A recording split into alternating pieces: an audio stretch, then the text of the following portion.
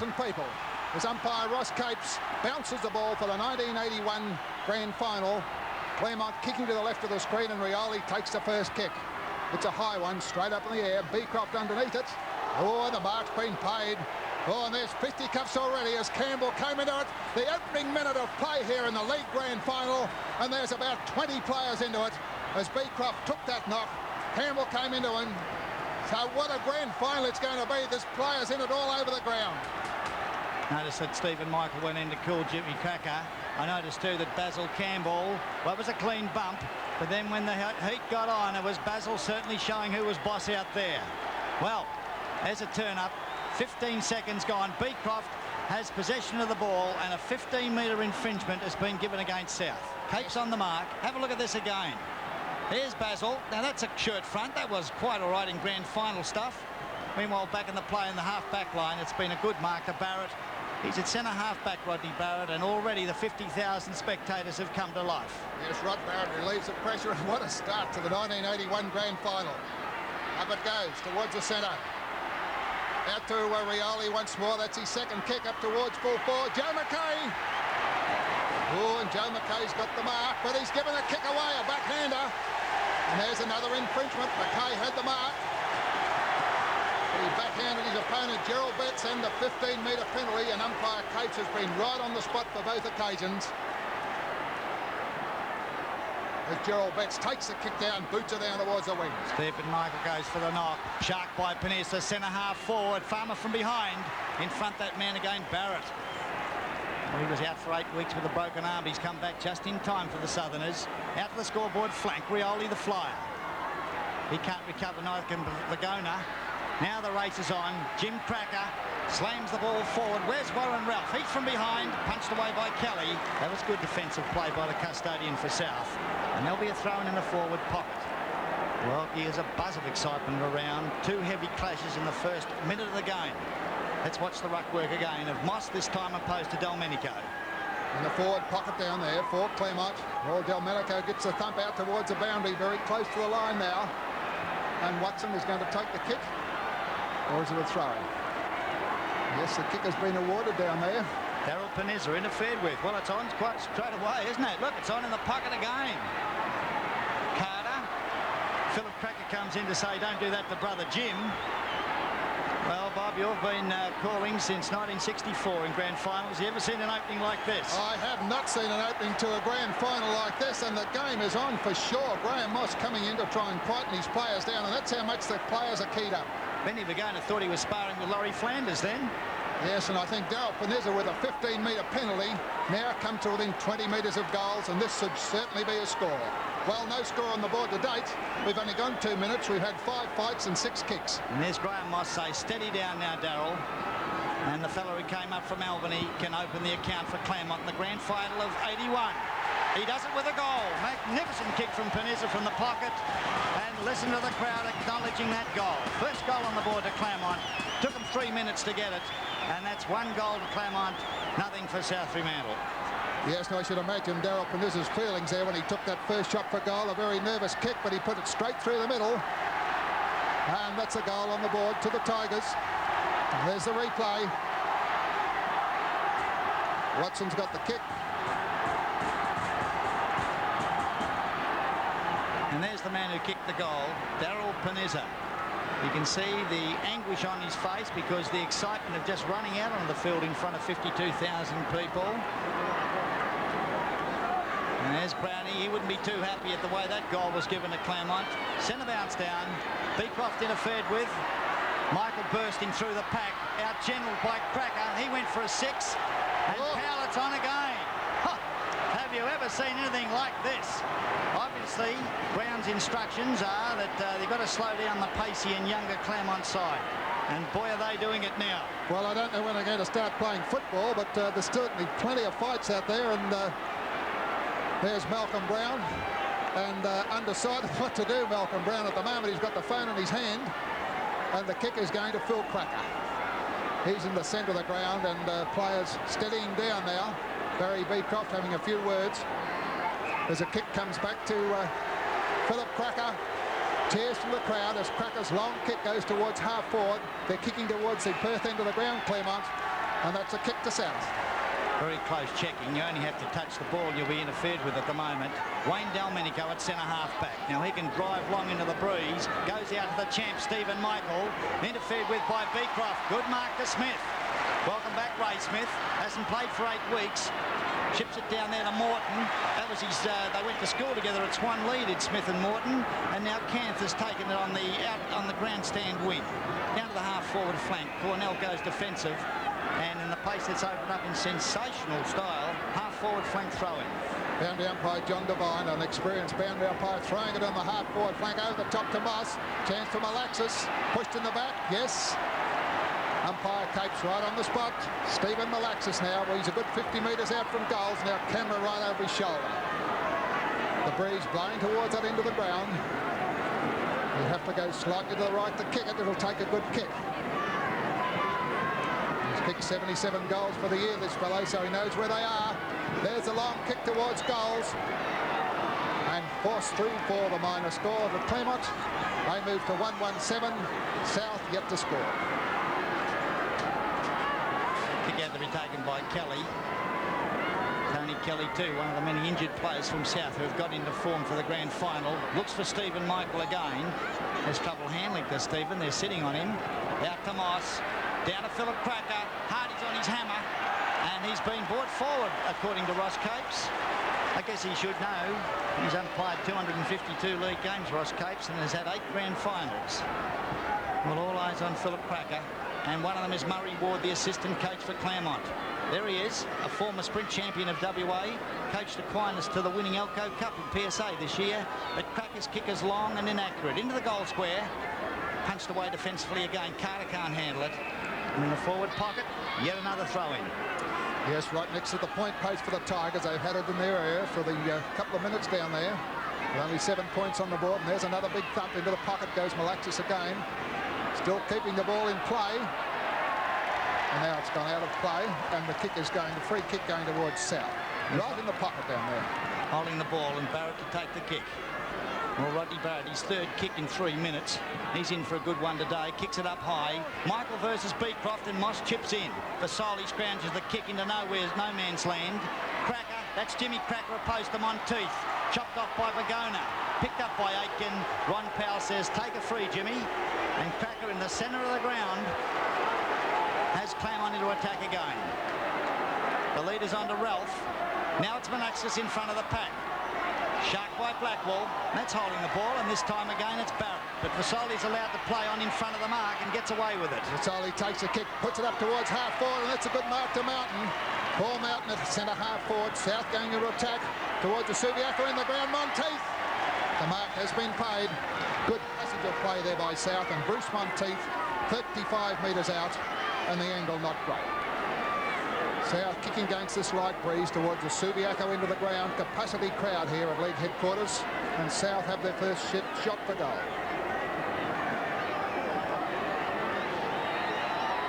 Monteith, I think he's offline. He is. 1 point to the Southerners.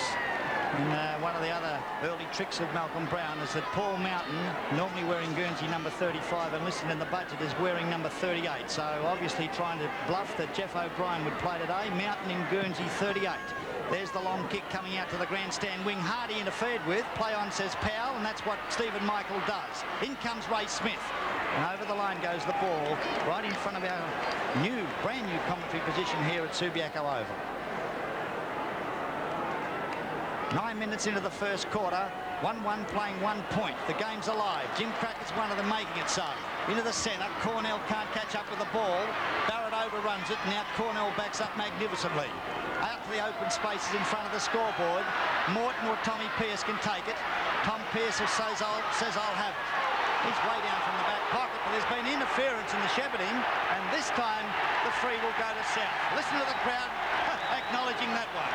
Yes, that was silly play there by Morton. The play was clear, the kick had gone, and he interfered with Carter. And there's a section of the big crowd in the background, capacity crowd here. There's Noel Carter, the skipper, takes it right underneath the scoreboard. Boots along one towards it, half-forward line, looking for Campbell. Can't find him. Very close to the line, and now it's out of play. Throwing left half forward flank on the outer side, and there's Malcolm Brown, a very pensive look on his face, wondering how this game is going to go. Well, this kick could make it alive. It's only 2 kicks from the scoring zone for South. They're kicking to the right of your screen. Big thump by Harper. Shark by Carter, the skipper. Now wait on this one. Baden Harper's in there to thump away again. And that was a good clearing kick by Cantor in the golden boots. Panizza opposed to Vagona. Vagona in front. Panizza comes out with the ball. Players are playing close, Bob. They certainly are. Panizza was held by the jumper then, but he managed to get the kick, and there's another one. Oh, some nervous players out there. Rod Barrett again. That's his 4th kick. He's playing a pretty good game in the back line, this fellow.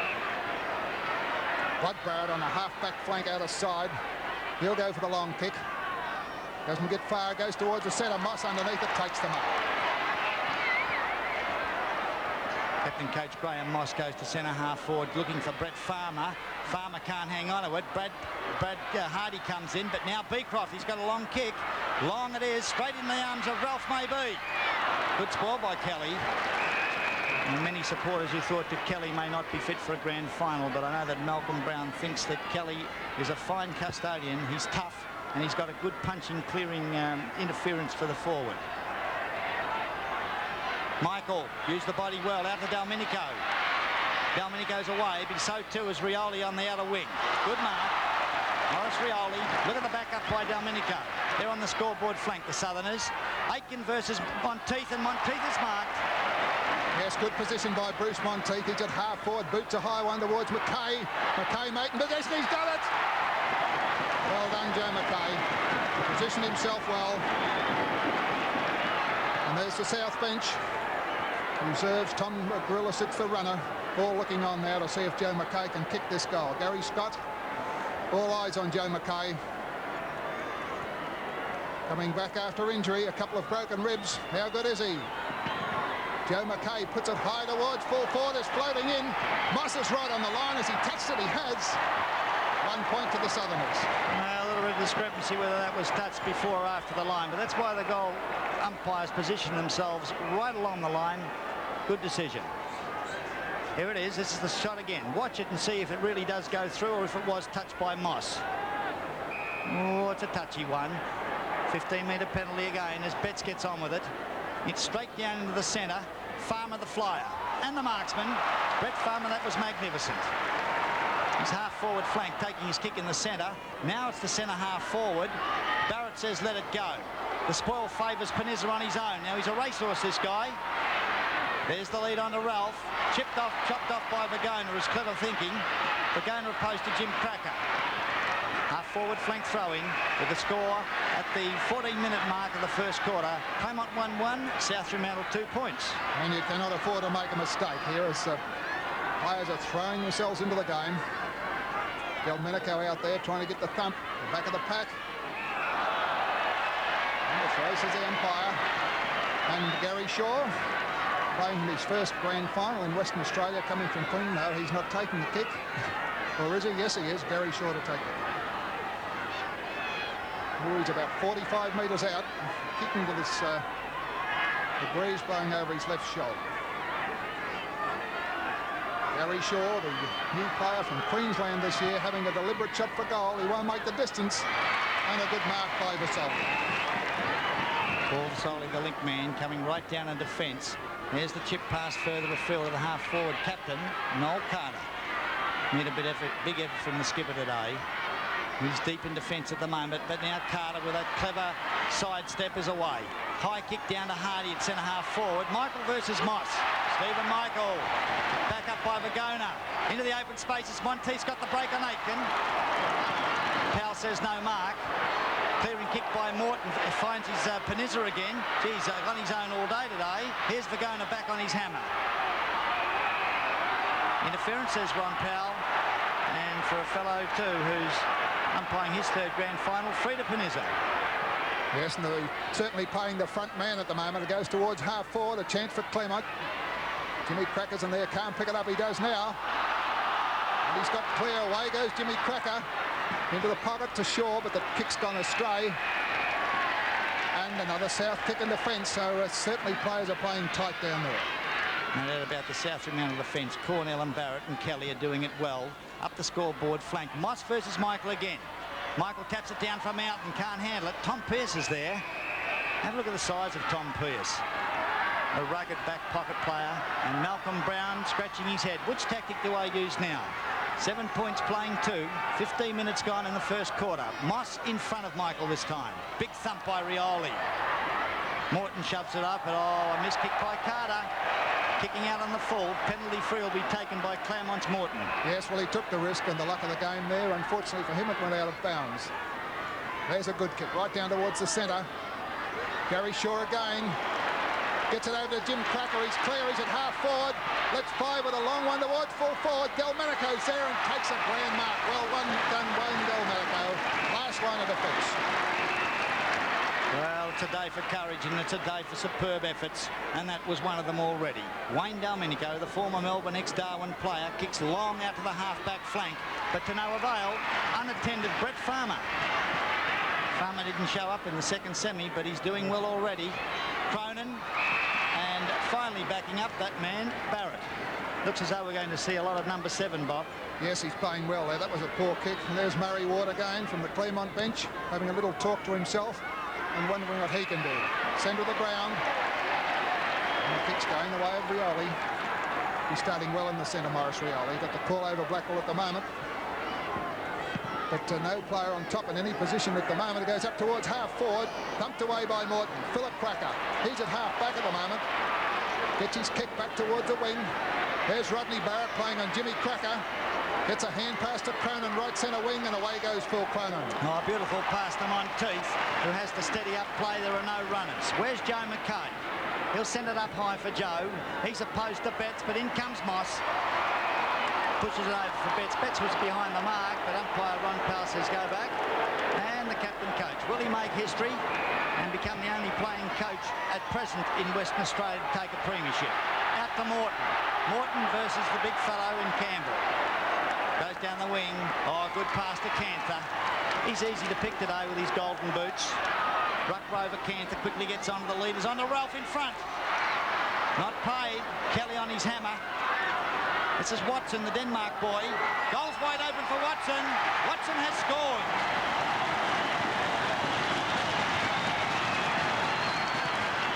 Good passage of play there by the Tigers. Bringing the ball in there from Canther. Ralph wasn't paid the mark. The battle still going on, and well picked up there by Watson under the incorrect foot too to put that one through. So that's a very handy goal to the Tigers. They move to 2-1. No breeze advantage at the moment. South Fremantle 2 points. Just on the 18-minute mark in the first quarter. Michael versus Moss. Moss doing a lot of work in this first quarter. Philip Cracker caught.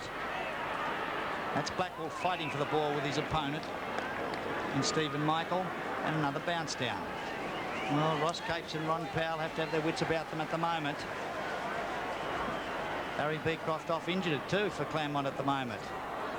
Basoli waiting down. Spillage favours Jim Cracker. Gets it over to Blackwell. And there's the wide lead. Oh, this time to Ralph, who again can't hang on to it. Shark by Velasquez. He likes these angles. Stephen Velasquez, 77 goals so far. 78 for the season to Zorba. Well, there's Barry Beecroft coming off the ground there. And there's Stephen Malaxis who kicked the goal. Another drop mark there by Ralph. They're pretty hard to play down there. Got his fingers to the ball, couldn't hold it. And there's Malaxis, ever alert in that forward pocket. Onto that right foot. 3 goals, 1 to Claremont 19. 2 points to the Southerners. Well, Beecroft off, but that brings Moss onto the ball. The first time for about 8 weeks of league football in Western Australia. It may be a blessing in disguise. That's young Wayne Henwood rucking against Moss. And Henwood gets the free. I'll tell you what, the umpires are right on the spot, Arthur, in this first quarter. Well, they have to be today, but there's a very fit Moss. He won all the sprints at training this week, so he's certainly expected to play a mighty game today. Moss is in defence. He can't handle it. Oh, Randall's got the sit, and the screw, and the goal to Randall. Well, that's a good goal from the boot of Randall. He's ever alert in the forward line, this fellow.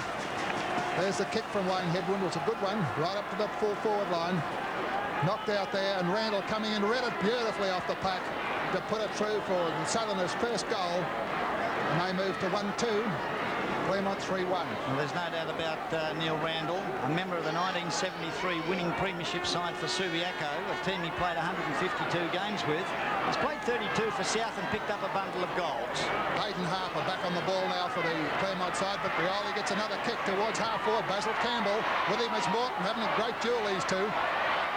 Aitken can't pick it up, it's on the half forward line. Monteith has a long kick towards full forward. Moss in front. There's a mark being played. Play on was a good call. It goes to Carter. Carter has a shot. And offline. That was a good duel there between Moss and Michael, and fair enough there what the umpire awarded. Yes, well, Malcolm Brown obviously thinks that Michael should have marked that or should have been paid the mark. Looked pretty close from here, but that's the way the breaks go in football. 3-1 playing 1-3. You can't have it any closer in scoring opportunities as Betts goes straight down the centre again. Looks for Harper, who thumps it neatly behind his head. Shaw can't handle it. Farmer can. Farmer's playing a great game. Shaw interfered with by Cornell on left centre wing. He's away. The lead goes out to Malaxkas, who got the last goal. Plenty of time to sidestep Barrett. Feeds it down to the running Blackwell. The centre man has time to look and shoot. Don't tell me he's put it through. Another goal to Claremont. And a brilliant passage of play once more by the Tigers.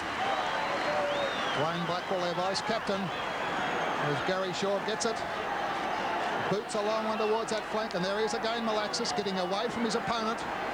Gives it over to the running Blackwell. He's a centre man. He's having a shot for goal, and he certainly did it well. And the vice-captain, the youngest vice-captain in the league, puts it right through the centre. And a very pleased player he'd be at this stage. Well, 4-1, Claremont 25, South 139, and the pressure on in this first quarter. Yes, Malcolm Brown and South Fremantle have just wondering what's hit them, because the sheer pace of Claremont at the moment, they're getting on with it, not wasting a second from any free, and getting plenty of goals by being a fast-moving machine. It's Harper on the ball, opposed to Hen with the 220s. The springing Harper gets the tap. Rioli can't handle it. Pracker out generals him. In comes Jamison. He went on when Beecroft went off. Henwood, now he's got pace to burn. Hurried kick to centre half forward. Smith's valiant effort picked up by Randall. Out to Monteith. Half forward flank at the moment for South. No backups. Now Hardy gives them one. Brad Hardy screw kick high. McKay is there against Moss. So is Michael. Michael recovering through Campbell. He can't shovel it on. Watson under the pack too for Claremont. And Ron Powell bounced down, only one kick for goal for South. Yes, right on the spot, Ron Powell, and Moss has stationed himself on Michael when Michael's resting off the ball. Bounce down on the half-forward flank for South. On a big knock from Harper. Rioli's in front. Still with the ball, tackled by both the crackers. Boots it up towards half-forward, Michael in front, can't get it. Out it goes to Morton. Half-forward flank to Watson, he's in trouble, gets out of it to Blackwell, and away go the Tigers. Right across the ground, Canthers there. Spillage favours Barrett. Oh, that's the way to play back pocket, get your body behind it. But Michael Page, 6 games of league football, first grand final, takes the free. There's the tussle. Rioli taps it over, but it's been intercepted by Smith. Out general by Randall. The bounce favouring Claremont as Jimmy Cracker recovers nicely. Back it goes to Malaxis on the half-back flank. He's being shadowed by Barrett. Spillage comes out to Shaw. Back it goes to Malaxis. Now he's only 60 metres out. Distance is beyond him. Kelly in front of the pack. Ralph scrounges the recovery. Ralph, leading goal kicker, has kicked a point on this occasion. Yes, Warren Ralph, he's certainly being tagged down there by his marksman and having a hard job getting away. Had a couple of fumbles. It was a pretty good shot for the Miners score. The kick quickly goes out to the pocket. They're wasting no time, the Southerners, as the ball comes up towards a half-forward line. It's very hard to penetrate that defence of South at the moment. Vagona struggling out there. Picked up by the speech to Panizza. He kicked the first goal of the match. Now his score is 1-1. So as we approach the time on period, 24 minutes gone in the first quarter, and South Fremantle have kicked 1 goal 3, Claremont 4-3. There's a kick in from Kelly out towards the grandstand flank, looking for Henwood, and Henwood doesn't let him down. Wayne Hedwood in front, takes the mark. Got no leads at the moment. Carter's making one now, and Noel Carter takes the mark. Quickly plays on. Monteith's come right down to the centre wing to pick this one up. Gives it to Brad Hardy. Hardy using pace, gets it to half-forward, looking for Michael. And Michael paid the mark, or the kick. Stephen Michael in front of Moss this time. He's about 45 metres out and well within kicking range. The dual Sandover medalist. Having his first deliberate shot for goal. It won't make the distance. Over the back is Moss, reads it beautifully, and Graham Moss gets the Tigers out of trouble. He's everywhere at the moment. Panetta shepherds it nicely and tells Wayne Blackwell that you can have it. He's on the half-back flank. And there's still plenty of tension in the game. Delmenico under the ball. Michael Page it is. Cornell chips in again, can't handle it. And there's Watson being bundled out of the way by Cronin. Players playing very close today. 4-3 playing 1-3. Malcolm Brown. He's on move number 26 at the moment because things aren't going South's way.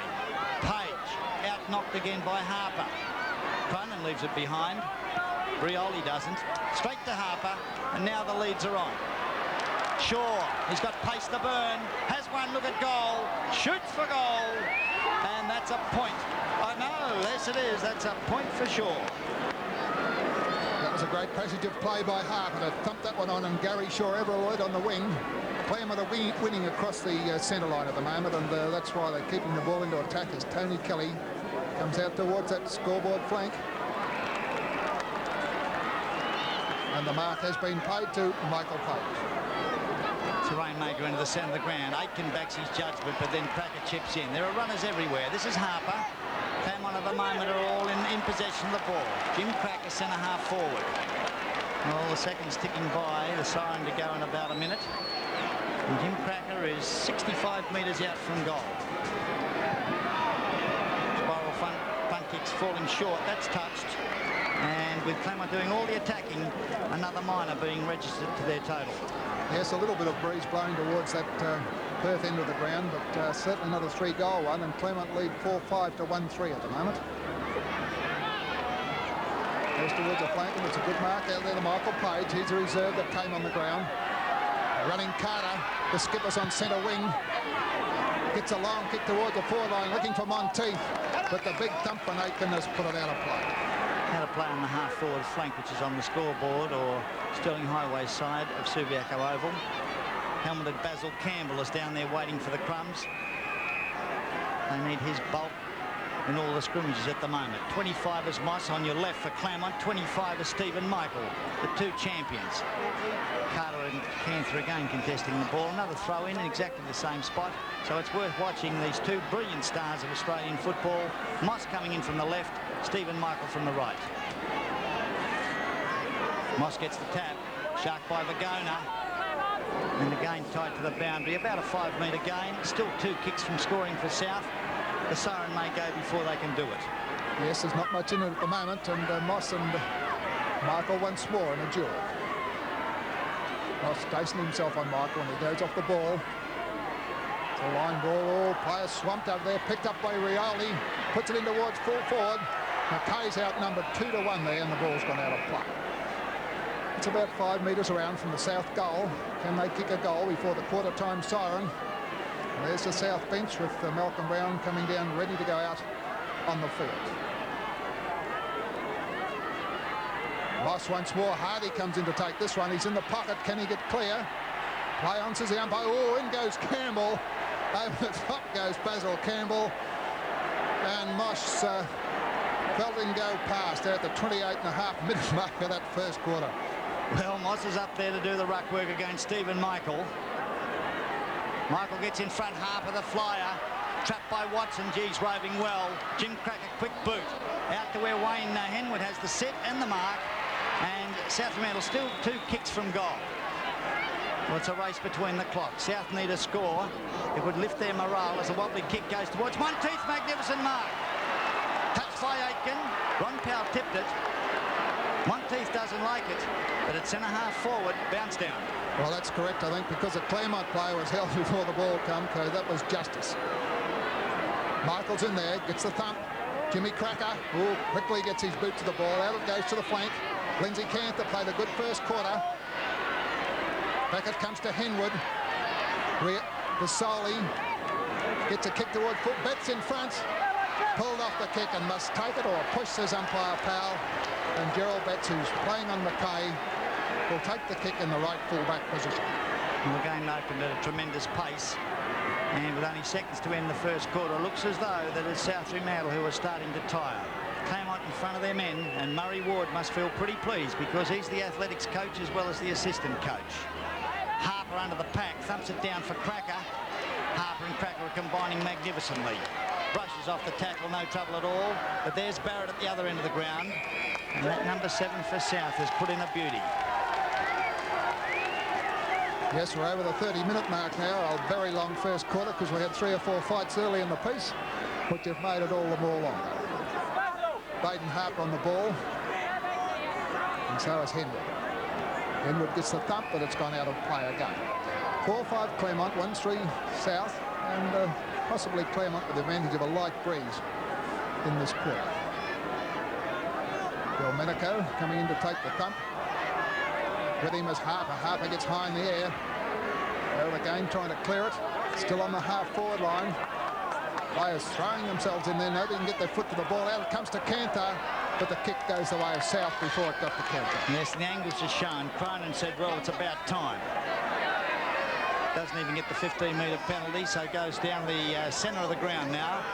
High kick. Basil Campbell is the target. Oh, Morton the flyer takes a spectacular mark. All the country boys for Claremont are firing today. For those who said they might not be able to take the pressure, they're wrong. There's another. Jim Cracker under the hammer. Cornell clever. Gets it out to Rioli. Now South Fremantle need a bit of luck. Out of the corner of his eye, Aitken chips in front of Monteith. And the 50-year medical student holds up play. Centre half-back. Yes, good play by Michael Aitken. Just had to get out of the way of umpire Powell there too. Boots it down towards half-forward. Jamison. Peter Jamison, what a handy player this fellow is to come on as an interchange player. Proved himself over the last 2 or 3 games. Kicks a long one. There's a siren. Siren for quarter time here in the grand final. Claremont 4-5-29 in a very fiery first quarter. South Fremantle 1-3-9. A Brownlow medalist opposed to the dual Sandover medalist, both wearing Guernsey number 25, and Moss going in across the line of Michael to a good effect, but sharp by Rioli onto Vasoli, the 2 left-footers. Long kick to Monteith at centre half forward, and in with the way is Joe McKay. Well, Joe McKay, another one of the late inclusions for this grand final. Broke his ribs in the first semi-final. And Joe is now only 25 metres out from goal. The score in the first minute of the second quarter would be pretty handy. Here's the left footer stabbing at the ball, but he's missed. Well, that was a great effort by Rioli and Vasoli to get the ball out of the centre. And Joe McKay, a very experienced campaigner too. He hasn't played for a couple of weeks, of course. He started off his career as a full forward, played all over the ground, and that was a great opportunity to put a major on the board, but Joe McKay was just not up to it. Gerald Betts. Looks like he'll come the grandstand flank. There's a long kick towards there, looking for Moss. Moss in front. Takes the mark. Right half back. And the captain coach playing that role to perfection at the moment as he brings up towards the centre. In front is Page, and he takes the mark. Yeah, 6'2", Michael Page. Relation of Bob Page, who played admirably for Perth and is a ruck rover for the state. Long kick. Moss again in the way. Moss the rocket Gibraltar in defence. Mountain threads his way out of the pack to kick a point. That takes South Fremantle to 1 goal 5. 4-5. 3 goals the difference. South Fremantle get back. The South peppering the goals at the moment, but they're not steadying before they kick as Betts once more comes very close to the line looking for Morton. Morton's high in the air. With him is Campbell. Basil Campbell had his first kick for the match. Comes in and Betts throws himself with the ball well in front of his opponent in that right full-back pocket. Gerald Betts giving away a few inches in height to Joe McKay. Comes up the grandstand flank, looking for Moss. Michael's with him. On the top of the pack, Blackwell, taken by Rioli. Michael in there too. The umpire having a close look at it. Play on as a call, and now umpire Powell the bounce it play. It's a fitting grand final with neither sides giving each other an inch. Just watch the ruck work again of Moss opposed to Michael. Moss again gets the tap, shark by Page. Blackwell emerges with it. He's on the grandstand wing. That's a wobbly old kick. Sets up Delmenico. Tapped cleverly away by Jamison, who comes back for the second bite. But Barrett has been held by the foot by Malaxis. And Rodney Barrett takes the free. Unbeatable so far today. This is kick number 7 for him as he throws it up into the centre of the ground. Monteith can't see it in the sun, but gets the thump. Sharp by Cracker. Now where are the leads? Because there's none up front. He throws it out well in front of Shaw, the speedster. Look at him go. Gary Shaw from Queensland. Screws it into centre half forward looking for Farmer. And the ball is set up for Malaxis. Goal number 2 looming up for the Greek. And Zorba has missed. I think he was in two minds there because Warren Ralph called for the ball. And he didn't know whether to have a shot. Murray Ward there has explained that one, I think. But Malax is a little bit unlucky. Didn't know whether to have a shot for the goals or go to Ralph. The kick comes out to the half-back line. Michael from the back, but it's Moss. Boots it back, but not a good kick from the captain coach. And the ball's gone out of play. Well, Moss and Michael certainly playing very close together. Moss, of course, got the advantage of being out there on the ground today as captain coach, and the message is he's got to come out for the bench for the red and whites. There's a kick in now from Tony Kelly, and it's a long kick towards the wing. Stephen Michael opposed to Moss. Michael magnificent. Well, you're going to see sheer class from these two because to beat each other it has to be. Vagona from behind sets up Morris Rioli. Monteith is on the loose at centre half forward. He's got the mark. Half thought about going on with it. Now Bruce Monteith, who captained Richmond to a premiership last year, is 70 metres out from goal. Distance may probably be beyond him. Let's wait on it. Here it is, coming from our camera right behind the goal. We're right on line. It's got the distance all right. It's got the score on the board. Yes, a good goal from the boot of Bruce Monteith there, and there he is going up there, and there was a good play there by Rioli to get that ball out. He's an opportunist, Rioli, in the centre, and he's the one player that could fire the red and whites. He sent them forward on many occasions. And there he is again, picking the ball up in the centre to send it forward. And Bruce Monteith coming in to do the rest. Unattended there, Bruce Monteith. No player in metres of him. And back at the centre again, it's Moss opposed to Michael, coming inside to side. Moss in Michael's back. It's let go. And here's the man from the pivot.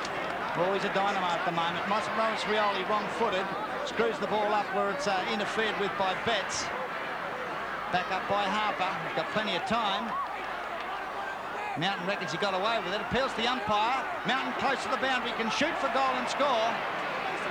It's been pushed over the line. And there was indecision between player and umpire. Look at Paul Mountain. He said, what did you say? Did you say play on or did I get the free? Throw it in the forward pocket, is it, or a free? It's a free, but the player should never stop until the whistle blows, and I think Paul Mountain should know that there. The ball back in the centre of the ground. Good play by Blackwell. Plenty of players in there. Shaw's in there too. Back comes Blackwell. Rioli's in there too. All players battling. The umpire's letting it go. Jimmy Cracker. Jimmy Cracker coming out with the ball, and he does just that. Well done. Gary Shaw, left centre wing. Philip Cracker's there also. Well controlled by Philip Cracker. Goes up to the half-forward line, getting away from his opponent. Oh, the hand pass goes towards Jamison. He's not shepherded. Indecision there by the players. Allowed to go on by the umpire. And now a bounce down about 15 metres out from goal. Well, South Fremantle players had to back their judgment. The loose lead was on, and it was Kelly who created the spillage. Delmenico gets the tap straight to Warren Ralph. There's a rainmaker. Kelly's there, and Kelly is marked. Well, the height of Kelly in defence has been certainly an acquisition to South as he picks out Vasoli on the half-back flank. South can't get their runners going. Every move is covered, so Vasoli draws a player.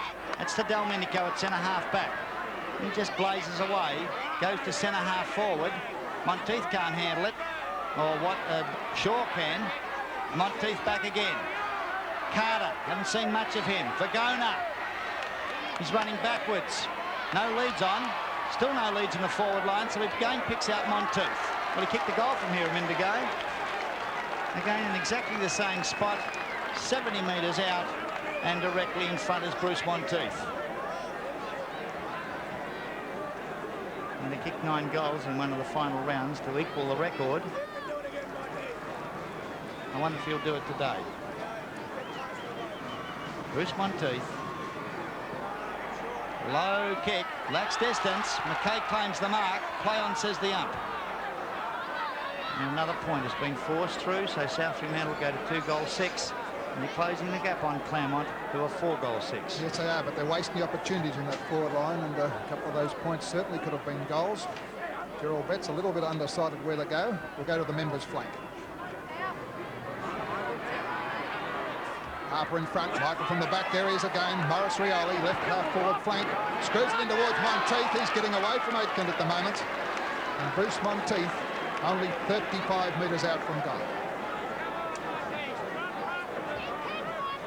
Pretty good season, this fellow. He's kicked 13 goals, 3 in the finals before today's game, so he knows where the goals are.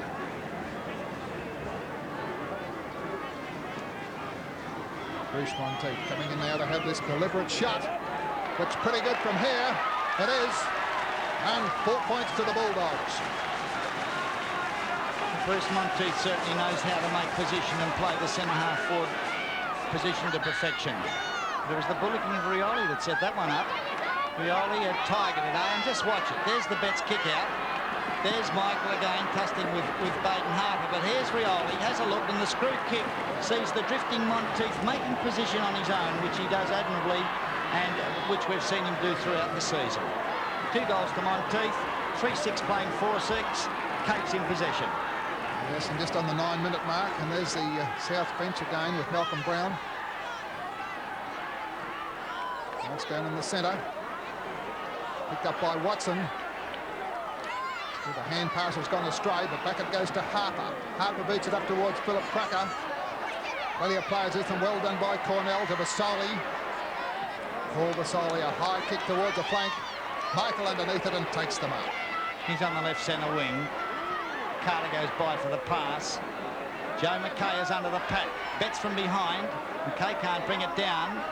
Mountain overruns it. Good pair of hands by the defence of Morton. Hung on to it right through that scrimmage.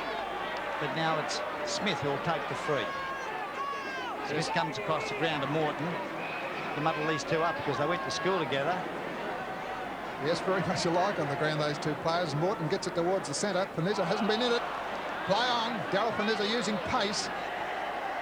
Close to the line, but still play on. Randall can't pick it up. Michael can, but he's well tackled. Back comes Randall. Boots it into no man's land. Carter in front and gets away from Watson. Well done, Noel Carter. Over the centre line with a long kick towards full forward. Moss in position. The back of the pack at Smith. And it comes to the flank to Betts. And Gerald Betts gets his kick. Vasoli in front of Blackwell. Spillage favours Carter. Gee, South players running themselves off their legs. In comes Randall. He's a left footer. Sets himself up to be tailor-made. Over to Campbell. Now can Basil do something great? He can kick it long but inaccurate, can Basil Campbell today. That's only the start of things to come, because this bloke has the temperament to lift, and goals will surely come from his boot before the end of the day. Well, they certainly should, but that's 3 deliberate shots. Missed by the Southerners, which wouldn't make Coach Malcolm Brown very happy, I shouldn't think, as Betts brings it out again towards the flank. Oh, Harper missed that one. Claremont gone to sleep a little bit in this quarter. Here's a chance for Monteith, 30 metres out on the beat. And Monteith has put it through. And that's the 4th goal to the Southerners. Well, Bruce Monteith is a champion of the spillage. That's his 3rd goal. And just have a look how it came to him. There's the kick out again. There's the mishandling by Harper. Vasoli, a lifted effort by Vasoli, tacked away by Mountain, and you can shut the gate from short balls like that. 3 goals to Monteith, and the game's electric, because now South Fremantle are 4-7, Claremont 4-6, 1 point the difference, 12 minutes gone in the second quarter. Yes, a great second quarter of football and a great fight back. 12:05 there into the second, as umpire Powell bounces down. And Moss had a word with Aitken to stay very close to Monteith. Vasoli gets it out of the centre, and there he is. He's very close at the moment. Monteith's got it. No, he hasn't. It's at half forward. Joe McKay comes out, swings onto that left foot, boots it down towards full forward. This is a good shot. That is. Well done, Joe McKay. And that's the 5th of the Southerners. And Joe McKay, an interstate player of distinction, a man who can play any key position. Full-back, centre-half-back, started his game at full forward, and that was Ray Bauskas, a former full forward for South. Have a look at Vasoli. Monteith spills it out again, but this is the goal to watch. 50 metres out, looks, steadies and bangs it through. Does Joe McKay to put South Fremantle 7 points in front at the 13-minute mark of the second quarter. Yes, and why they're in front, because they're getting the ball out of the centre. But this one's a good hit towards Jamison, over to Shaw. Away go the Tigers, it's their turn. Towards full forward, Barrett. Malaxis has got it. Gives it to Phil Cracker, he's in the pocket. Brings it around on his right foot. It's set up for Ralph. He can't get it. Into the pocket it goes. Shot forward there. Good play by the Southerners. Paul Mountain. He's got the run. A long kick towards the flank. Underneath it is Morton. Takes a good mark. Noel Morton.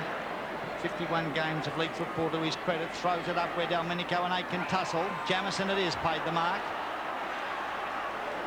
And so Peter Jamison, who was cleared from East Perth this year, and has proven to be a great interchange player at centre-half forward for Claremont in the final rounds. He gets his kick in. It's a long one. Sets up Ralph a post to Kelly.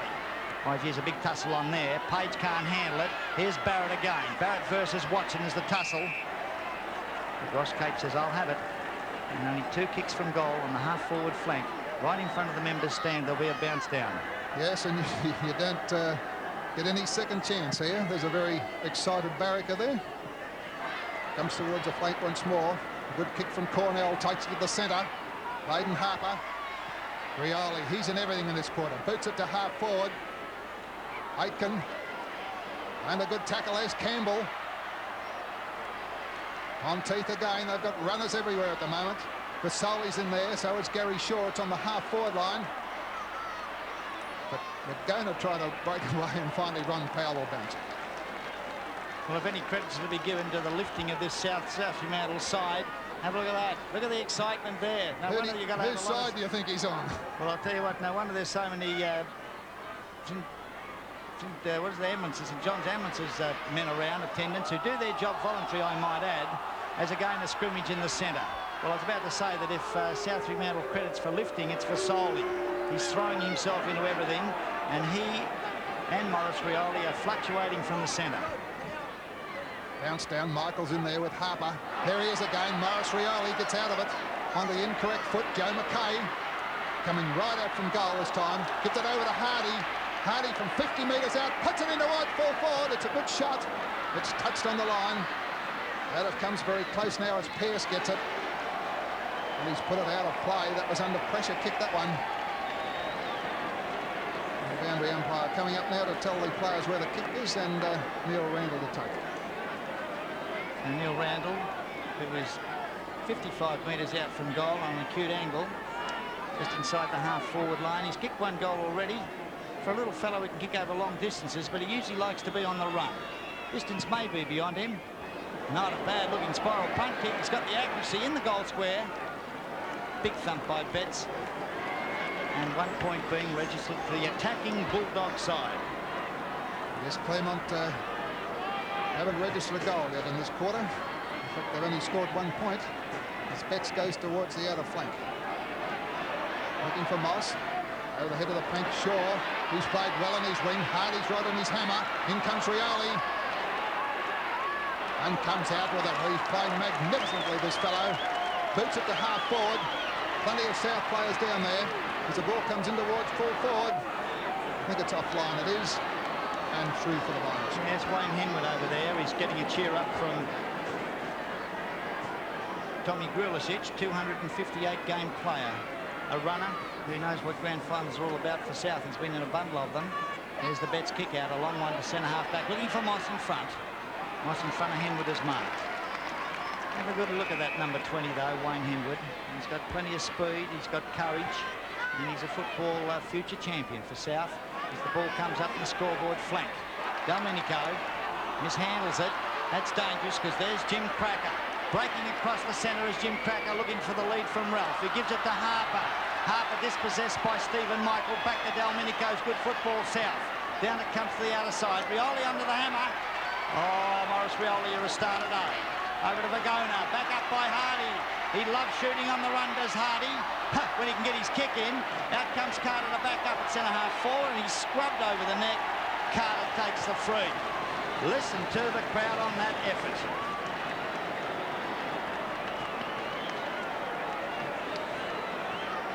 in the tackler, and that's the way to get out of a tackle. Noel Carter likes to duck, and now he's got the free. 25 metres out from goal, and South Fremantle supporters can shut the gate on this one. 5 goals, 9 to South. Now they're 6-9. Yes, and Claremont having a bit of trouble in this quarter. That was a good effort by Southerners. Rioli was the one that started the game. And he's been in everything in this quarter, Maurice Rioli. Vergona coming into the play too. And Rioli having a great tussle in the centre there on top of Blackwell at the moment. In fact, Claremont can't get the ball over that half-forward line at the moment, and the runners for Claremont seem to have broken down at the moment. And there's Noel Carter having a well-earned drink. Backward umpire Powell. Moss waiting for the bounce down with him as Michael Moss gets it out, but his runners can't pick it up at the moment. Centre of the ground, it's Mountain. Long kick to centre-half forward. Vergona's under it, and Michael Aitken is marked. He's turned out to be a star centre-half forward in the finals. Very safe player. Looks for Moss, sets it up for Moss, punched away by Stephen Michael. They're playing each other like glue. Gary Shaw. Shaw, pair of hands. Clear thinker in a crisis. Threads the ball out there for Cantor, who's been quiet. Long kick up to Jamison. Delmenico in front. Play on, says Powell. That's what Malaxis does. Ralph has got the break for the first time. The champion full forward in West Australian football, Warren Ralph, has marked only 25 metres out from goal. He's kicked 124 goals, 71 for the season. He's missed a lot of easy ones, and it's a chance to see this lad under pressure. Warren Ralph, lining up the big ones, has brought himself just 1 goal closer to George Maloney's 1940 record. There's a badly needed goal of the Tigers there from the boot of Warren Ralph. And have a look at this mark. It could have been paid. Delmenico in front. Just dropped it there at the last moment. Malaxis, the opportunist there, puts it in front of Ralph. And Warren Ralph makes no mistake. That's his first goal. Should give him a lot of confidence. Well, he's kicked 125 goals now and chasing George Maloney's score of 129 in 1940. With George Maloney starting Victorian football as well as West Australian. Rioli again. Up towards Monteith, the star of the quarter. Tom Pearce recovering best for Claremont. Over to Morton. The bustling Carter is there. Now it's on again. Pearce opposed to Mackay. Well done, Tommy Pearce. Threads it out for Shaw. Oh, look out. Here's Basil Campbell. And the ball's gone over the line on the half-forward flank. Free kick, though, to Cantor. Game's got everything today, Bob. It certainly has, and Basil Campbell throwing his weight around that forward line to try and stir the South crowd on. Back it comes to Vasoli, centre of the ground. The Mountain has a long kick towards full forward, a one-out duel down there, and it's forced through for the minor score. So South have been in attack constantly in this quarter. They go to 6-10, Claremont to 5-6. And there's Paul Mountain, who's been in the thick of things in this quarter. There's Gerald Betts. Will kick once more into play. It's going out the defensive flank. Looks to Moss. Michael from behind is marked. Well, Stephen Michael is starting to get the better of a tiring Graham Moss. I think they're missing Beecroft out there at the moment. Oh, good comment. Beecroft went off in the first 10 minutes of the game. The reshuffle put Moss on the ball, and he's running out of gas. Stephen Michael won't. What an athlete. What a kick. Just fast to make the distance. And South Fremantle peppering the goals. Have now amassed a score of 6 goals 11, leading Claremont 5-6. Well, Moss has done all the ruck work, and there's Malcolm Brown once more. Hasn't got much to smile about at the moment, but at least he's in front. And there's the other captain coach there in Graham Moss. Out towards the half-forward flank. Ooh, a chance for South once more. Vergona to Rioli, the danger man. He's only 30 metres out, threads his way through, puts it onto that left foot, and puts it through for the minor score. And what a damaging player this fellow is. Well, Rioli, the great champion, but how good would he have been if he can kick on his right foot as well? Probably that's what Malcolm Brown's talking about right now. But whatever the tactic Brown has used to spur his side, it's done it well. 6-12 playing 5-6. Betts again kicking out. Betts goes towards the outer flank. Brad Hardy underneath. They're making mistakes under pressure at the moment, Claremont. 22.5 minutes into this second quarter. As Brad Hardy kicks a long one back towards full forward. Plenty of flyers. In comes Basil Campbell. Can he get his foot to the ball? I think he's held. and the crowd love it. Well, some of them love it, some of them hate him, but the kick's gone against him and must go to Claremont. No, he's got plenty of courage and he loves his football as Basil Campbell. Morton's kick's a good one. Interference again to South Fremantle's frontline player, and it's Stephen Michael. Well, Stephen Michael plays the ball. He's a leaper and he's in front of the packs, and back goes the ball. Gives Joe McKay a second bite. Betts from behind, goes for the thump. Aitken threads it out nicely for Smith. Now Ray Smith can run the length of the field if he wants to. He can do a replica of the Manasseh run. Instead of that, he chips in beautiful pass to Watson. And I repeat, the country boys are doing well. They certainly are. Some of these fellows haven't been in it, but a little bit of confidence coming back into the Claremont side now, up towards half forward. Malaxis. Oh, spins out of trouble beautifully. Shocking kick. Rioli's underneath it and takes it at half back. He's all over the place, this fellow. The backup from Tony Kelly. And he's run right from full back down to half back to give it a Carter. Good play, South. Yes, Fagona's on the break, but he's going goalwards. Goes for Wayne Henwood or Monteith. Harper backs his judgment magnificently. Back to Stephen Michael. Now, where's Carter? He's pretty close to goals. No backups. Taken from him magnificently by Aitken. Now the race is on. Hardy opposed to Shaw. Hardy burns him off. Hardy for Otto. And then in the forward pocket, a throw-in. Malcolm Brown, you never know whether that grimace is a smile of happiness or wondering what to do. No smiles of happiness till the final siren goes here today. Kick goes towards the flank. Michael's into the game. Back it comes towards full forward. Chance for Monteith. Screws it in towards full forward. They're missing a lot of shots, South. That's 13 points on the board. 6-13. That's not good kicking. 19 shots. And Claremont 5-6, 36. And 24 minutes have gone in the second quarter, and only 3 minutes of it have belonged to the Claremont forward area. It's all South. Panizza. Half-back flank. Shovels it on for Aitken. He's done his job well. Morton close to the boundary. That was out. And so too, says Donny Aslett.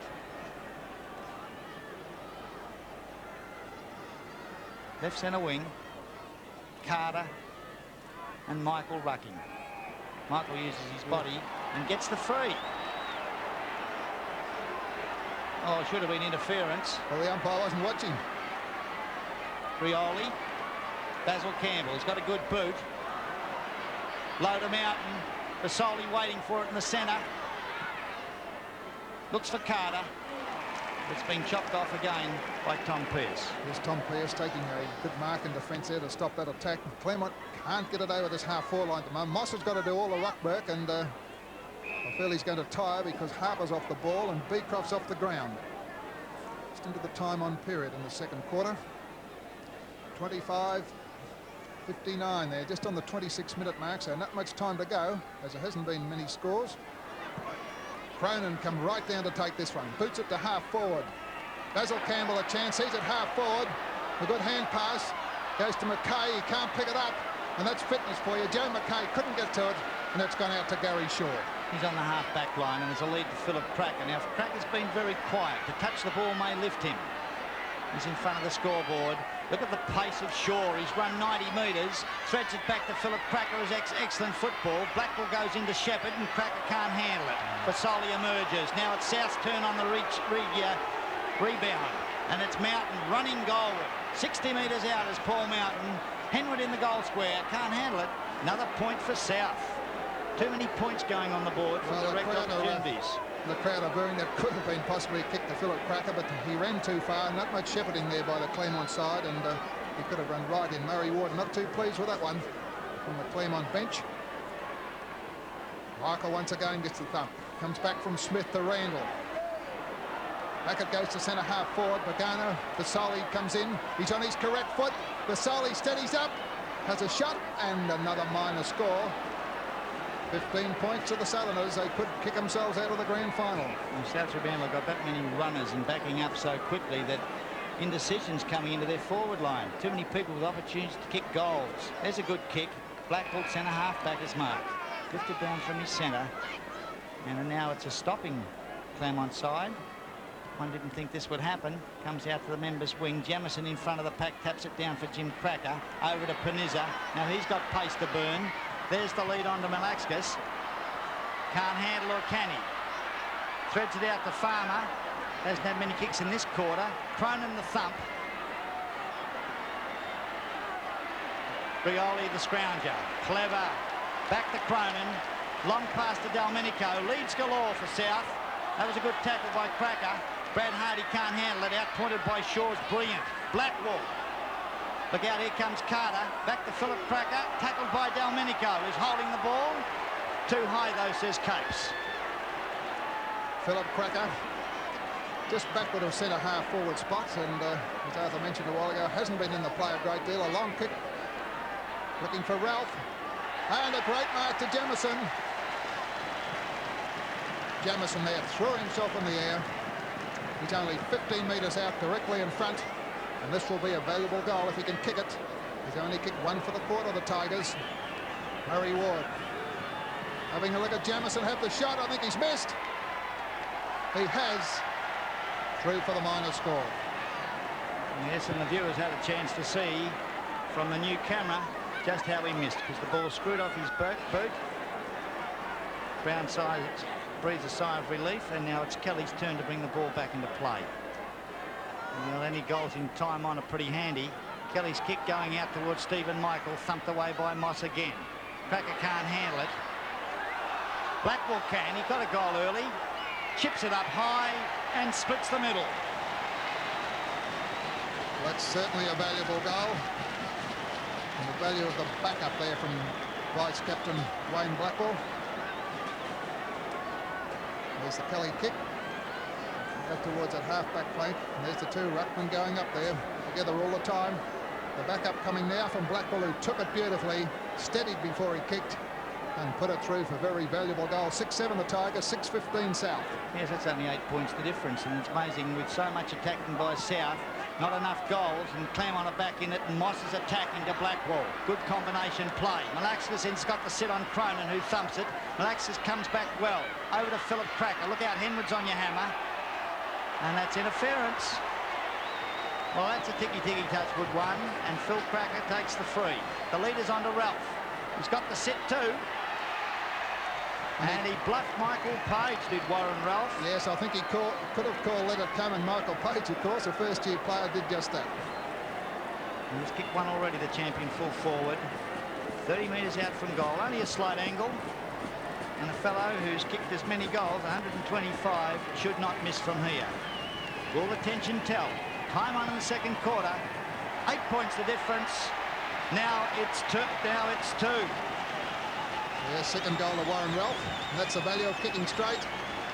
South have been peppering the goals without major results. Claremont have taken up there 2 goals in 2 minutes and brought them right back into the game. And there's the Philip Cracker kick, and a good lead from Warren Ralph here. Led beautifully into the pocket, just behind that player there in Page, and took it beautifully. 7-7 to 6-15, 49 to 51. 2 points the difference, maybe only 2 minutes left in the quarter. Carter, the captain's going to do it on his own. McKay is in the goal square. Carter's long kick, won't need McKay. Shepherd by McKay is a goal. Captain's innings, great goal to Carter. South Fremantle have come right back. Yes, a solo effort from Carter. Took it all on his own there. That's his second goal. And he certainly did it well. So no one to lead to. Good shepherding by Joe McKay right in that goal square to let it go through. And South have got a breather. It's certainly been a good move by Malcolm Brown to bring Joe McKay up front in the goal square. Ron Powell. And now it's Michael versus Moss again. Michael attacked at Carter. Trapped by Panizza. Again the smother by Rioli. Picked up by Watson. It's a high kick looking for Brett Farmer, who's got the sit on the pack. Or pushed away by Cornell. Could easily have been a free, but the whistle has gone. The siren has gone to end the first half here at Subiaco Oval in the 1981 Grand Final. And the scores are South Fremantle 7-15, 57. They're leading Claremont 7-7, 49.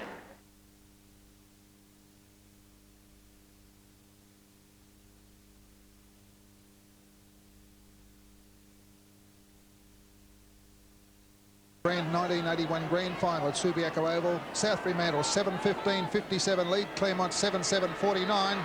Umpire Capes to set the game in motion. Claremont kicking to the left towards the Perth end of the ground. The advantage of a light breeze. And Harper's on the ball. Gives it to Philip Cracker, who's come on the ball also down towards brother Jim. He's at half forward. Claremont going to attack early. Cronin close to the line. And that's out of play. A 6-goal, 12 quarter by South Fremantle in that second quarter. To 3 goals, 2 by Claremont.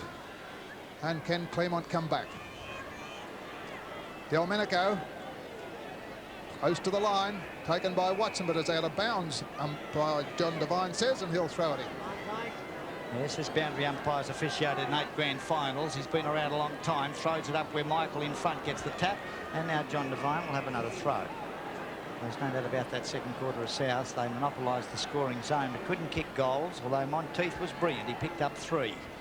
Michael again gets the tap. Hardy scrounges it nicely. The runner is Carter. Captain Carter has plenty of time to look for Henwood. Outhwaite's on in place of Basil Campbell, incidentally, and there'll be a throw-in on the half-forward line. Only 2 kicks from the scoring zone for South. Well, Moss taking this throw-in. A lot of ruck work in the second quarter. Behind him is Henwood, and Henwood goes for the thump. Gets it to Outhwaite. The Bagane have been pretty quiet, this fellow. Into the pocket, a throw-in to take place. Very tight first half of football. No players breaking into the open, with possibly the exception of Morris Rioli, who's played a brilliant game in the second. Basoli coming into the running game in the second quarter. Moss goes down to Mountain. Henwood trying to break away. And once more, it's bottled up in that pocket, and another throw-in to take place. So Malcolm Brown has pulled another trick. Mountain in O'Brien's Guernsey 38. Now Outhwaite playing on the half-forward flank. There he is, interchange player. First kick for the match so far. McKay plays to Betts. Betts gets the thump. Monteith with number 4, Maybe. Strokes the tackle, has a look.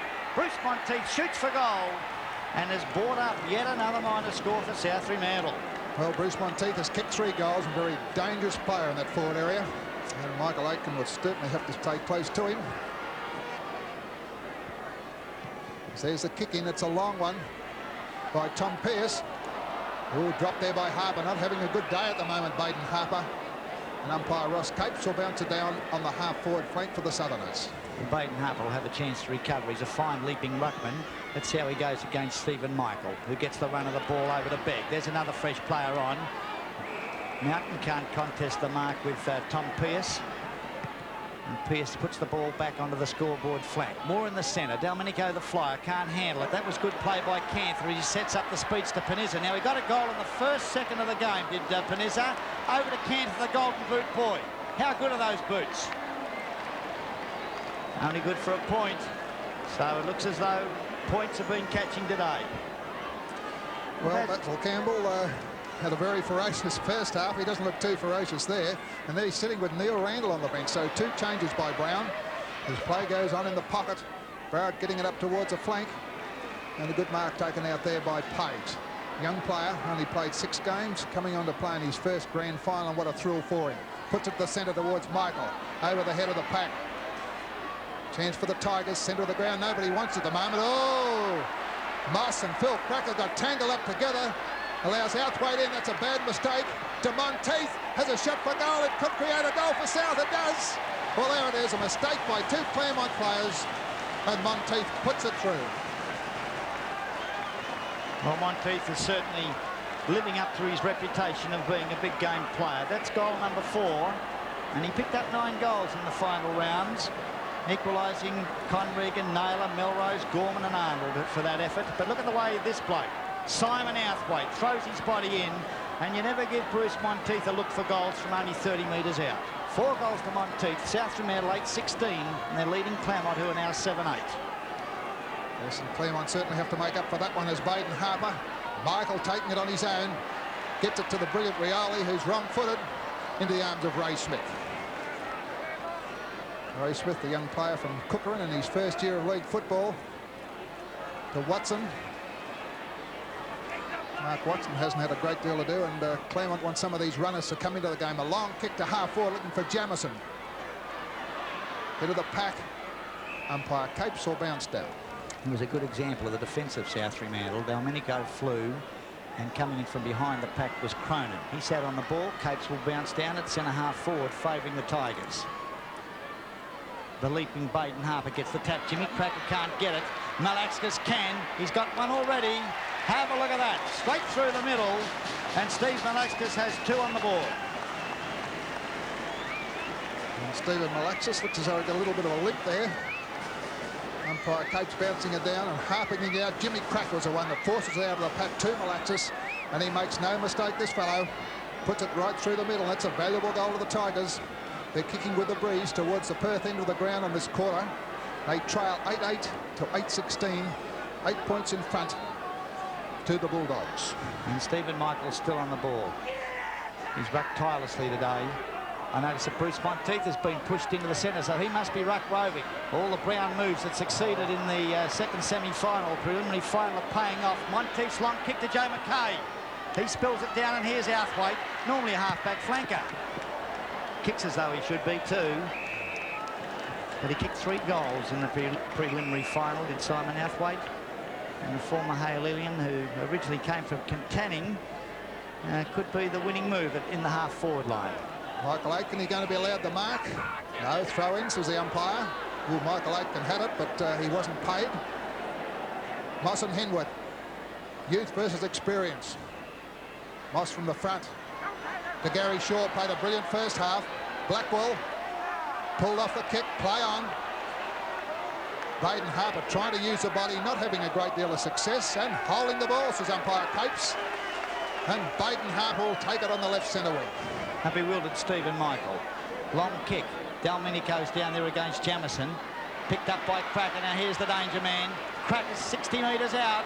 Certainly got the goal sense in the square. And a fantastic mark by Malaxis. Plays on, kicks the goal, and that's number 3 to Zorba. Oh, what a goal.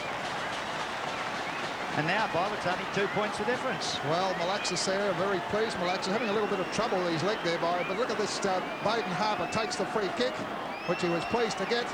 Jamison comes and look at this kick from Jimmy Cracker. 50 to 60 metres, sailing down, look at the mark. Beautiful mark to Malaxis, unsure what to do. Finally gets his foot to the ball and puts it through for a valuable goal to the Tigers. 62 to 64, South in front, a typical grand final. Baden Harper, the leaping Baden Harper again is out knocked by Michael. Second bite of the cherry picked up by Aitken. There's the long kick into the forward line. Malaxis is the focal point. He's in front. Punched away, but in comes Jamison. Overruns it. Cracker can't pick it up. Basoli can. It's straight in the arms of waiting Shorty Daniels. Well, there's another change. Murray Ward, assistant coach, has sent Shorty Daniels on as an interchange. He's been on for only 3 minutes and now hits his first kick in a grand final. 22 years of age. Leans back on the kick and puts it through. Well, that's a very good kick from Alan Daniels, because coming from the interchange bench, you've got to be good. And a nervous kick, I would say. A very valuable goal there, the Tigers. Now they've hit the front. There it is in replay. Dumped over the back of the pack. Jimmy Cracker coming in again. Vasoli trying to get it away. He was tackled. And Alan Daniels in the right spot at the right time to put it through for a valuable goal. And Stephen Michael still in the ruck. Will he run out of gas? Carter can't pick it up. The run with the ball favouring Claremont. Malaxis to Blackwell to Cracker. He's tailor-made on his left foot if he can handle it. Breaks clear, lines them up, and has missed on this occasion. Did you notice the way the South Fremantle defence came in and blanketed his left side, pushing him offline? Yes, good defensive play by South. He was wrong-footed. Couldn't get onto that. There's 9:08. Into the third, 10-9 Claremont. 8-16 South, 69 to 64, 5 points in front of the Tigers. And what a grand final finish this is going to be. Out towards a half-forward flank. Michael thumps it away. Gary Shaw played a good game on the wing. Taking it down further. Chance for Ralph. Back to Gary Shaw. Gets his foot to the ball. Will Malaxis get this one? Page coming in, trying to get it away. It's in the back pocket. Barrett boots it out to the flank, and a chance for Harper. Over to Philip Cracker. The leader's on to Malaxis again. Chopped off well by Cornell. Oh, it's a game for courage. Look at the way the other half-back flanker Begg comes through. Finds Hardy unattended, and now the linkmen for Southgate going up the scoreboard flank. Monteith from behind. Smith in front has paid the mark. Play on, says the up. That's exactly what Aitken does to Blackwell. Philip Cracker under the hammer. Aitken running by. That was too slow, Philip. Now it's a chain reaction again. Monteith with a sit. Over it goes to Outhwaite. Tight defence by Claremont. Smith's in there. So too again is Mountain. And the Rock of Gibraltar is marked. How many times in defence does Graham Moss hold up the attacks? Yes, well, he's captain coach out there, so he's put himself in defence. Panetta's battling. He's battling with 3 players. Goes to Bagona. He's at centre-half forward. Gets onto that left foot. A long kick towards full forward. There he is again. Graham Moss. Ooh, and a 15-metre penalty. No. Joe McKay looks as though he could have infringed. And the skipper now settling the Tigers down as he goes towards the outer flank. Baden Harbour the flyer. Benny Bagona the scrounger. Bit goal hungry is Benny. Looks for his captain though, and Carter's marked. Well, this could be a consolidating goal for South Fremantle. They're 5 points behind, and who better to have a pressure kick from goal only 40 metres out than the skipper Noel Carter. He's got 2 already, and what an acquisition he's been since coming over from Richmond. Malcolm Brown obviously hoping he'll sink it. Carter shoots for goal. Shut the gate. Yes, a good goal there from the skipper. Played a very serviceable game. Got his side going there at the right time in that second quarter, and a very valuable player to have around that forward line. There's Moss kicking out. Packet flying, and Benny Bagona, who haven't seen a great deal of steadies when he saw Carter, and put it beautifully over the skipper at centre-half forward. And now another Herculean effort will be expected from Stephen Michael. He's rucked for the entire match so far. The dual Sandover medalist has been superb. Baden Harper is opposed to him and gets the tap. Shark by Rioli. Hurry kick the centre-half forward. Watch Aitken opposed now to Monteith. Monteith the victor. Bruce Monteith is putting in a bottle of a game at centre-half forward. No leads offering. Wayne Henwood in the goal square opposed to Moss. Joe McKay with in front. Play on, says Powell. 3/4 of the crowd barracking for South reckon McKay marked it. And right in front of the goals, bounce down. Mountain spills it out for Outhwaite on the wrong foot. Outhwaite shoots for goal. Packet spoils. Ooh, Philip Cracker right on the line there. Good shot from Outhwaite. And Philip Cracker playing in defence now.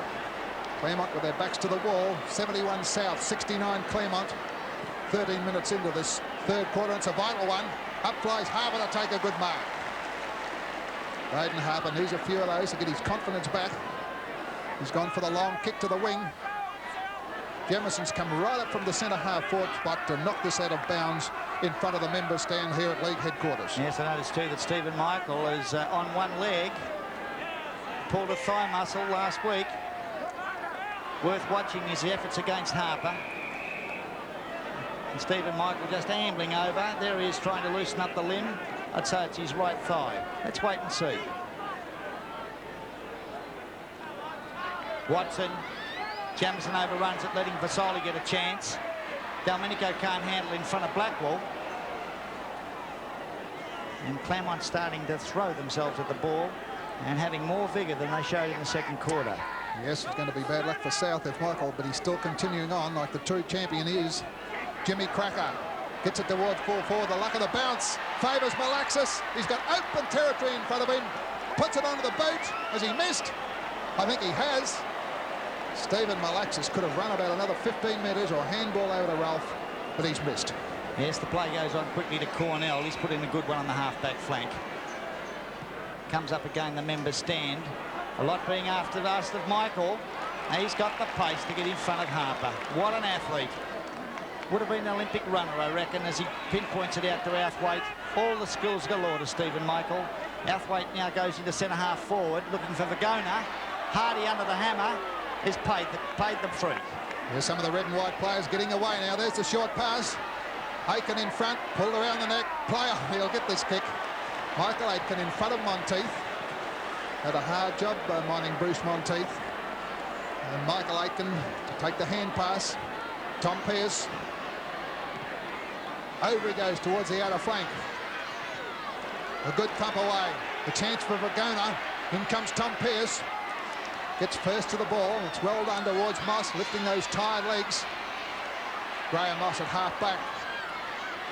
Panizza. Play on, says the umpire. Back it comes towards full forward for South. Joe McKay waiting behind, so is Phil Cracker. And the race is on with Philip Cracker, too nimble. He's in the back pocket, threads it out to Gerald Betts. But the ball has gone over the line, according to the umpire. Have a look at Malcolm. What do you have to do to get a free, he said. Malcolm Brown didn't like that one bit. He's got it. But now Joe McKay is the free. I couldn't work that one out. He's got a 15-metre penalty to boot.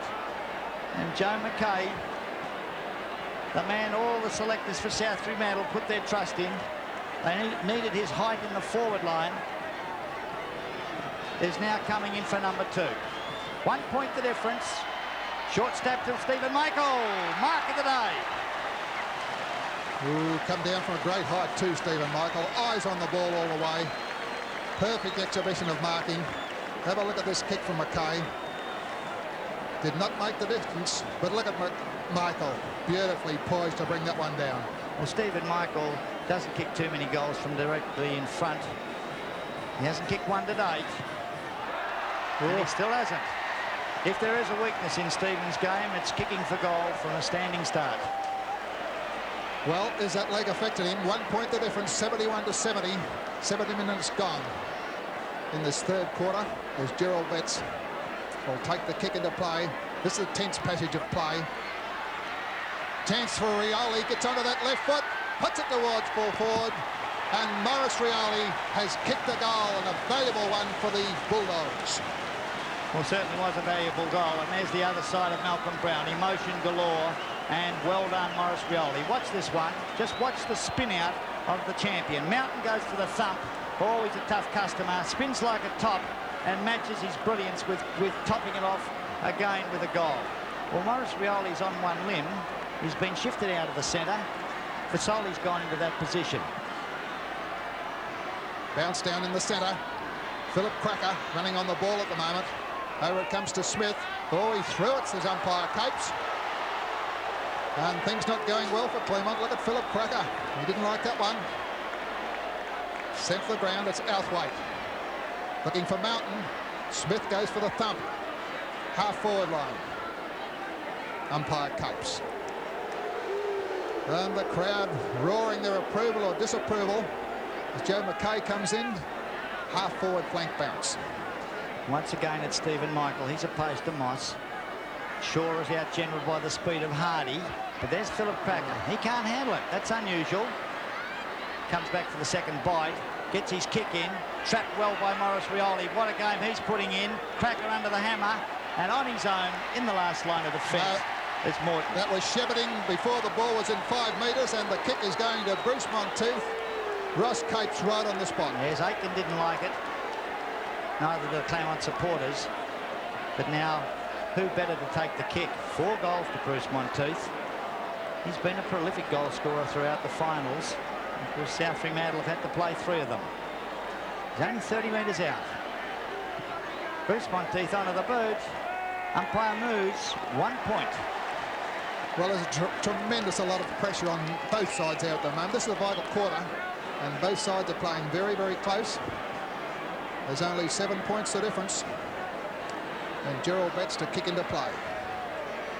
Very little breeze. Claremont are kicking with it. As Betts kicks out to the flank. Aitken, who can't mark it. Bruce Monteith, another shot. And once more, another minor score. Well, Aitken, who's been playing admirably throughout the finals, isn't the man at the moment to match Monteith. Monteith now making up the ground. He senses the leaders going across the other side. But Betts is going to come down to the grandstand side of the ground. Looks for Moss. He finds him. Now, this is the man who can get Claremont going. The quarter has belonged really to Claremont. They've had South chasing them. Jamison in the centre. Taps it for Panizza, who's got the pace if he can get the run of the ball. Domenico, and now Panizza again. Well, he's burned off Mountain. Look at Panizza go. Oh, his father was a stalwart gift runner. Looks as though he could easily be. Throws it up to the forward pocket. Alexis can't handle it. And now the race is on between Boundary and Domenico. And there'll be a throw in half-forward flank. That was good shepherding by Jamison then to help Panizza with that one. He shepherded all the way, threw his body at the ball, and that's how this game's played. Jamison's on the hit out there at the moment with Delmenico. Phil Cracker lurking at the back of the pack. There's a chance for him, but the kick is going against him. And John Begg, new player coming on to relieve the pressure for the Bulldogs. A very good kick, goes straight to Blackball. And Wayne Blackball was another man that could get Claremont going. It's a brilliant centre man. On the outer side. Picked up by Tommy Pearce. It's going goalward. What a goal from the outer side. 1 point. Touched in the last line. And look at Tom Pearce there. He's come right down from his back pocket. Most unusual for him to be shooting for goal.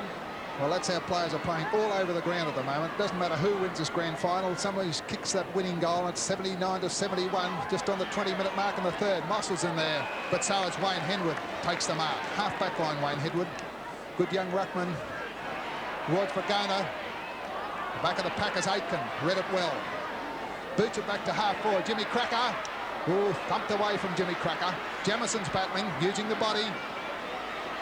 Moss is there with him. Chance for Daniels. He's got no backup. Short pass goes further afield towards Blackwell. About 30 metres out from goal. South kick, holding the man. Yes, Cornell held without possession. And what a day he's having backing his judgment. There goes the runner Mountain. Carter says, let me have it. No one else going by, so Carter throws it forward for Monteith. Aitken on his hammer. Monteith uses his body the better.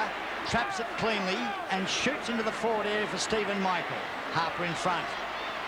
Oh, good backup play by Betts, but happened too quick.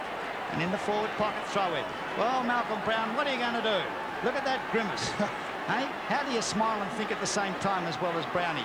Moves galore, throw in forward pocket. Well, his team are 8 points in front at the moment as Benny Vagona's got it in the pocket. There's a dangerous Rioli.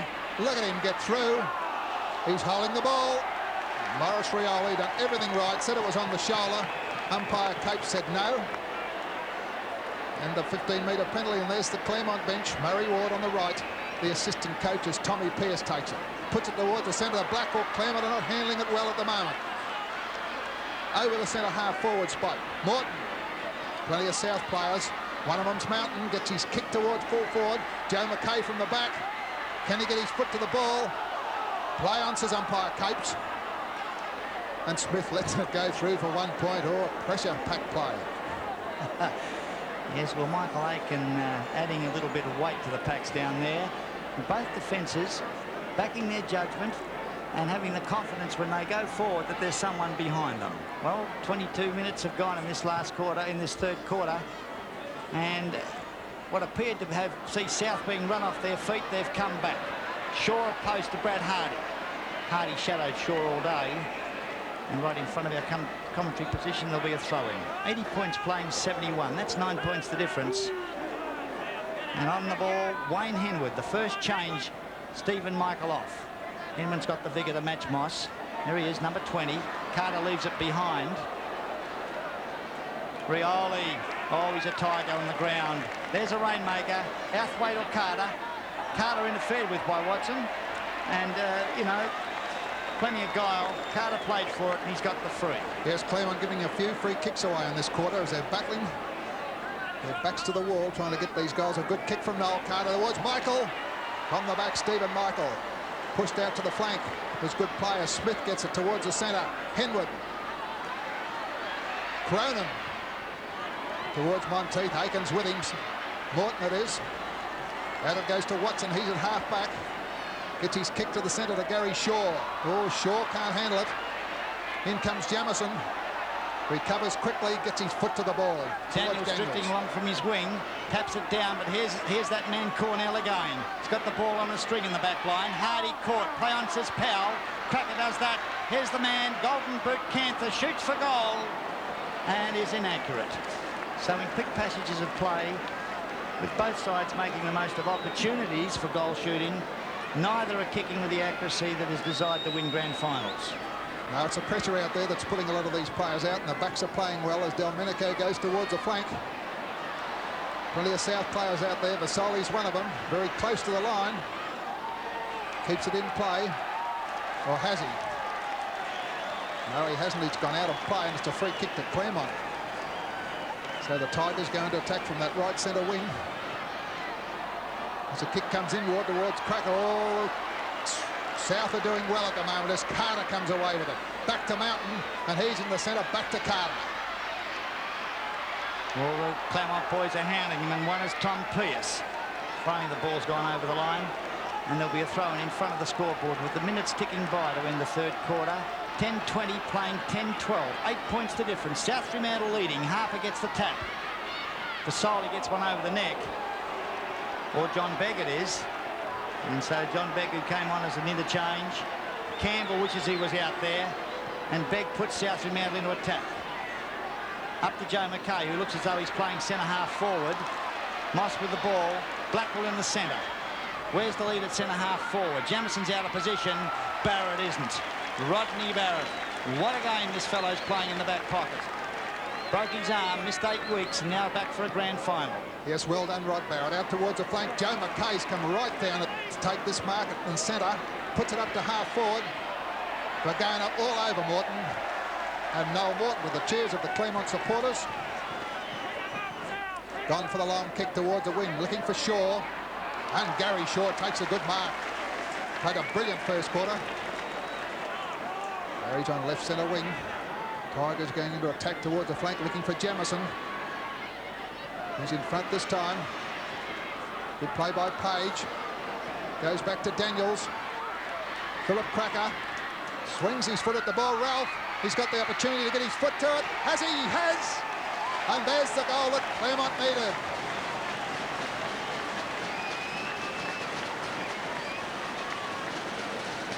That takes Warren Ralph to 127 goals. Error by Michael Page, trapped by Shorty Daniels. Very calm under pressure. Look at the screw kick, though, of Cracker. And then when Ralph misses the opportunity, he steadies. And now he's only 2 goals behind the record set by George Maloney when kicking 129 goals for Claremont in 1940. Well, that's brought the game alive. 2 points the difference. 11-12 playing 10-20. Centre of the ground, Michael back on the ball for the south side. There's Darryl Panizza. Up to half forward towards Jamison. This is going to be a tough quarter as Begg gets a boots it to centre half forward. On the mark, not being paid, half forward. Joe McKay gets it out. Chance for Henwood. Oh, good tackle by Mike Aiken, holding the ball. And Mike Aiken saved a certain score then as he puts it out to Tom Pierce. He's on the half-back flank, goes down the scoreboard side. Carter waits for it and doesn't get it. Harper intercepts. Tackling on both sides is intense. And now the free goes to Stephen Michael. South Fremantle leading by 2 points. 28 minutes of this third quarter gone. Threads it over to Vasoli. He's in the centre. It's a high kick. Setting up Monteith, who's got the break. Hasn't got the legs. And on the half-forward flank, just forward about 10 metres of it, another throw-in, favouring South Fremantle. 1 kick from the score, and probably only about a minute to go to conclude the third quarter. Yes, and what a pressure quarter it's been. 2 points of difference in favour of the Southerners. Still anybody's grand final. Into that pocket, Philip Cracker. Gets his foot to it, but there's Vasoli underneath it. Waiting there in the centre on his own, undecided what to do. Finally goes on towards a pocket of Carter. Well, the skipper played 88 games for South, 53 for Richmond. He's been a good player as he comes with a mighty kick towards full forward. Moss. Philip Cracker. Trying to go through with the ball, does so. Gives it to vice-captain Blackwell. Blackwell's got open territory. Can Claremont score before the siren? Jamison. Delmenico says no. Shorty Daniels says yes. Instigator of the last goal. Over to Blackwell. He's only 60 metres out, the brilliant centre man. Wayne Blackwell's kick in the goal square. Kelly can't mark it. Malaxkas, what can he do? And Page, in desperation, the 6-game player playing in the grand final, has forced it through for a minor. Well, that's 1 point the difference. South Fremantle leading, and only seconds to go to conclude this third quarter. Kelly's kick goes towards the outer flank. Michael throws himself in the air and comes out with the ball. The champion trying to get away, but he can't. I think he'll get the kick. He will. Jimmy Cracker doesn't like it, but the dual Sandover medalist on the half-back flank. Gives it further field to Begg as he boots it up towards the half-forward line. Joe McKay come right down on the centre wing underneath the scoreboard to take that mark. Looks for Benny Vergona in the centre. Morton, the dasher, on his back. Vergona in possession, threads it out for Simon Outhwaite, who can make a name for himself. South Fremantle in a lot of trouble at the moment. They're running out of legs. Vergona, Shaw now for South, is caught by the ankle and takes the free. Now Shaw is at centre half back. And there are plenty of leads offering. The runners of Claremont are starting to show. Daniels opposed to Cronin. Half-back flank at Cronin. Back comes Daniels. On his hammer is Outhwaite. The ball's still in play. And Shaw capitalises on that quick reflex of Daniels. But there goes the siren to end in a very exciting third quarter, which favoured Claremont. And Claremont have fought their way right back to trail by a point with South. South Fremantle have a score of 10-20, 80 points, and they're leading Claremont 11-13, 79 at the three-quarter break. For 1981, South Fremantle lead by a point, and coming into the ruck again is Stephen Michael. Final quarter here at Subiaco Oval. Michael in the ruck opposed to the leaping Baden Harper. Harper the thump. South kicking to the left of your screen. Cornell backs his judgment. Is pulled off the ball. Cape says that's a push, and so it's centre half back. Cornell, who's played so well, will put South into attack. A very solid backman, Kevin Cornell. Boots a high one to centre half forward, looking for Campbell, who's back on the ground. Over the head of the pack, so is Randall. Stephen Michael, only about 35 metres out, steadies. Has put it through for the minor score. That's the 21st point to South. They've certainly been offline when kicking for goals. 10-21. Claremont 11-13, that's 81 South, 79 Claremont in the opening minute of play in the final quarter for the 1981 premiership. Stephen Michael, he certainly might have a sore leg, but he's not playing like it. Played like a champion he is today as Betts takes it and puts it towards a flank. Out of the half-back flank where Moss can't mark it. Ray Smith is content to take the ball over the line. He'll be a pretty placed player. His form's been good. He came back after missing 10 weeks of league football to play in the grand final. The 225s. Michael gets the tap over Moss. It's been taken away by Cantha. Playing very tight to the boundary, and it's gone over the line in front of the scoreboard, which shows that South Fremantle have kicked very inaccurately. 10-21, playing 11-13. 81-79, only 2 points the difference.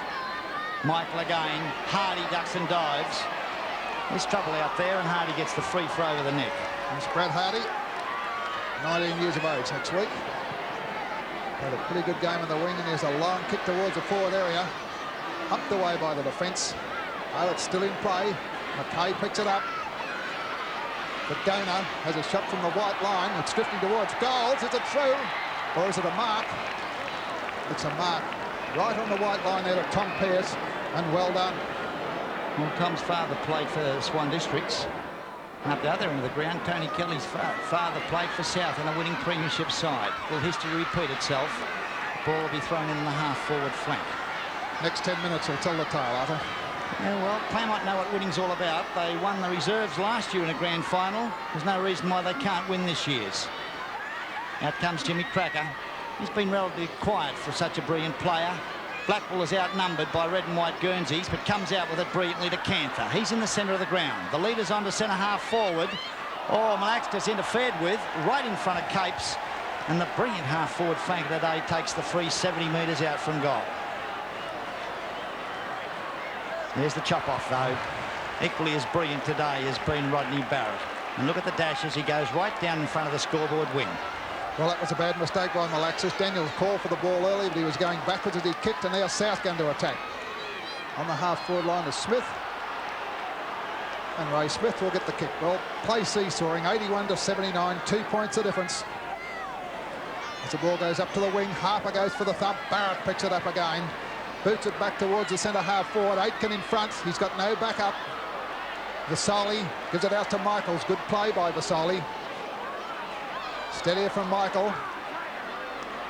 On the half-forward flank is Blackwell. Gets further field to Morton. Away come the Tigers. Tom Pearce gets it. Boots it up towards Shaw. With him is Cronin. And the umpire says throw it in. Throw it in front of the members' wing, just inside half-forward flank. Watson is down there doing the roving for Claremont. No rucks in at the moment. Jamison does the ruck work against Delminico. Philip Cracker pinpoints it out to the runner in Gary Shaw on one boot. Gary Shaw over the line, and so there'll be a throw-in. Only one kick from goal now for Claremont. They're trailing by 2 points. And that kick went over the line, so the penalty free will be taken now by Phil Cronin. Yes, a lucky break for South. Yes, a little bit of luck will come into this grand final. You want the little bit of luck with you to win it. Cronin takes it now, boots it down towards the centre wing. High in there is Harper. Well, in comes a brilliant Rioli. With him is Blackwell, his counterpart. Carter throws it in the air, and the ball's gone out of play. Right in front of the member stand, the throw-in will come at Subiaco Oval in the tense last quarter. Neither side can get the break. Harper's on the ball, opposed to Michael. Right in front of the interchange race, the leaping Harper. Again, it's left to Rioli to do the sharking. Hurried kick, that was a good one. Up to Monteith, but in defence, Graham Moss. Most of his marks have been in defence today, and the captain coach has done it well. Here comes Jamison, the flyer. And it was he who interfered with Harper. And it's Jamison who's going to get the free. Well, Ross Capes, he's had 8 grand finals. He knows what he's doing. And so now Jamison will kick the ball into the forward line where he looks for Ralph. Hot in his hammer, though, is Kelly. Page can't handle it. Malaxis can. Played brilliantly today. Brought down by Page. Free to South. Well, you can see the players trying to win it off their own boot. Malaxis went to have a kick, then went back the other way, and that's how it's going as Page boots to the centre, looking for Michael. Over it goes to Cracker. To Panizza, he's at half forward. The speedster goes, kicks it long towards full forward. Shaw from the back. And the mark's been paid at Cronin. In front of his marksman there, and Phil Cronin bringing that one down metres from the goal line. Yes, one of the 8 state players that are playing for South. Claremont have 6 of them, incidentally. As the ball goes to, Philip Cracker, danger. Phil Cronin won't like that one. Neither will Malcolm Brown. Now, Cracker is 70 metres, 65 metres out from goal. Hasn't kicked a goal to date. Look at Brownie, so we'll have to cover up mistakes like that. And Cracker, who in 1978 kicked 52 goals to be Claremont's leading goal kicker as a rover. Because he wasn't as good this year, he only kicked 50. But he's pretty accurate as a rule. Let's watch it from our grandstand camera. Didn't make the distance. And what great camera shots they are when you can see the intensity of trying to score goals in the grand final. Yes, Phil Cracker putting every effort into that kick. Look at the look on his face there of disappointment. Throw in now. Who's going to score the next one? Barrett, Jimmy Cracker. He's been quiet, trying to get away from his opponent. Back it goes to Shaw. He's held. Oh, an important decision there by umpire Capes, who was right on the spot. And Gary Shaw with a pressure kick. 6 minutes in. 30 metres out directly in front. Can Claremont hit the front from this shot? Gary Shaw, the ex-Queenslander. 50,000 pair of eyes on him. As he boots it towards full forward, it's through. And the Tigers have hit the front. Well, there's no doubt about the temperament of Gary Shaw. Played 3 games for Queensland as a state player, and has been a tremendous acquisition to the Claremont side this year. Just walked into the club and has played all 22 games. Have a look at this. Here's the throw-in, and have a look at the work that Stephen Michael does. He contested the ruck. All the tackling was on Jimmy Cracker. Finally, the spillage, and that was Stephen Michael coming back into the play in a ticky-ticky touchwood decision. Michael again in the centre. Watson taking the ball away. Claremont in attack. Edge in the back is just in time by Page. And Ron Powell right on the spot has given his decision. The use of the body then by Malaxis could have gone either way, but he's played the mark.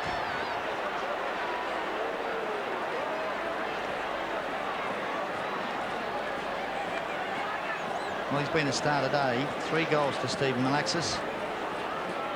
And this young Fizzetta, who has plenty of time to practice his skills, is only 30 metres out. He's lining up the big ones for a very valuable goal to Claremont. Puts it high in the air. Straight through the middle. That's a jackpot. Well, that's one of the most valuable goals that Stephen Malaxis has ever kicked. He's kicked 80 for the season now, and that'd be one of the most important. The look on his face there of sheer delight. As Claremont have gone further ahead, can they hold on to take this lead and win for the first time since 17 years ago. In 1964, and they won it on October the 3rd, Bob. So there's a bit of a coincidence for you. But have a look at that. Touch and go. Malaxis, that's the sign of a victory mark, and he capitalised with a goal. Basil Campbell in the centre. That's an interesting move. Umpire Capes. Back we go towards Daniels. Centre wing, Alan Daniels. Next 5 minutes is going to tell the tale in this grand final. Ray Smith, he's at half-back. Goes to the centre. The runners are coming in now for the Tigers. Mark Watson, young player from Denmark. Really playing his first winning grand final. Well, Cracker, play on, says the umpire. No kicks given now. Over the shoulder. And that kick will go to Michael Page. 50,157 spectators for the 81 grand final. Basil Campbell. And he's been outmarked on the outer side of the ground by Smith. So Claremont doing all the attacking. Delmenico can't get there in time. Philip Cracker, the leader's on as the drifting player coming down is Malaxis. And once again, a telling piece of judgment by Cornell. Kevin Cornell puts his left footer back into the centre. Rioli has to fly. Moss is there, but so too is Beck. Hurried kick up to Monteith, the star of the 3rd quarter. And that's the Monteith that's needed to get South Fremantle going. Well, that's the second mistake in a row there in the forward line. To Claremont. Monteith right in the centre now, kicking long to McKay. With him is Betts. Joe McKay in front. South needing a goal. It's about 35 metres out from the Bulldog goal. Play on, says the umpire. Now umpire Powell's going to bounce it down. Yes, Murray Ward, assistant coach. Nail-biting, anxious moments here. 10 minutes of the grand final have gone, and Claremont are leading by 10 points. Ball on the forward line for South. Spillage favours the Claremont defence. Out it goes to Peniza on the grandstand flank. And look at the dash. He's got a back up from Cantha. Now the lead's onto the danger man, Gary Shaw. Have to hurry. Bypasses him. Kelly opposed to Ralph. Big thump by the defence of South. Shaw coming down from his wing, can't handle it. Cracker can. Jamison on his own. Oh, a telling spill. Delmenico with plenty of time. Not a good kick. Back comes Morton. The race is on. The 2 fours. Hardy gets rid of Morton. Great play, Brad Hardy. Over to Monteith. And there are plenty of positional changes as the centre-half forward, Monteith, looks as though he's playing ruck rover. What pressure there for South to get out of that one. Up it goes towards a half-forward flank. Mistakes galore out there. Benny Bagana, Rioli it is.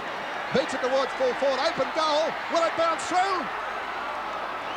Caught on the line there. That last line of defence by Tom Pearce. They might erect a monument to him as he takes it out of defence now up towards half-back. Draws a player. Blackwell.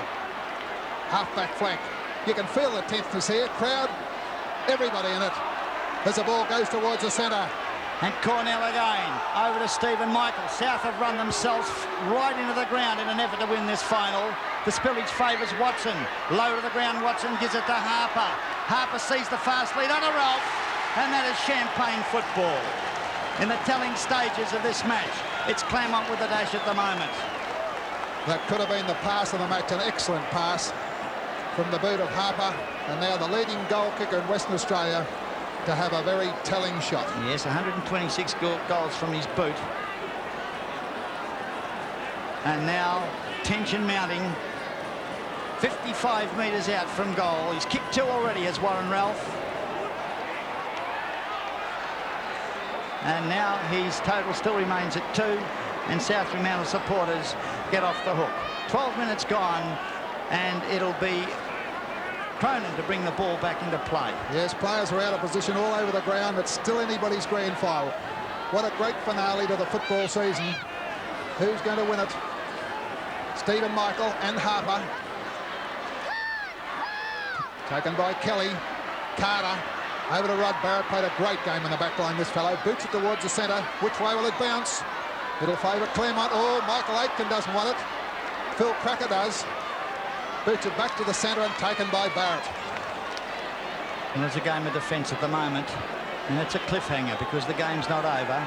14 minutes of the final quarters elapsed. And Barrett goes straight down the centre. No one home. Bagona has to fly. And there he is again. The 8th mark that Moss has taken in defence. chips the ball out very quickly to his runner. That's Smith. Smith from Cookeran. Carter can't handle it. South Fremantle running out of legs at the moment, but have they got the courage? Hardy chips the ball into the centre to Monteith. All over him though is Jamison or Aitken, and Bruce Monteith takes this free right in the centre of the ground. Well, South certainly haven't run out of the legs yet. There's a long kick from Monteith, looking for McKay. With him is Moss. Thumped to the ground. Vasali 30 metres out on that left foot.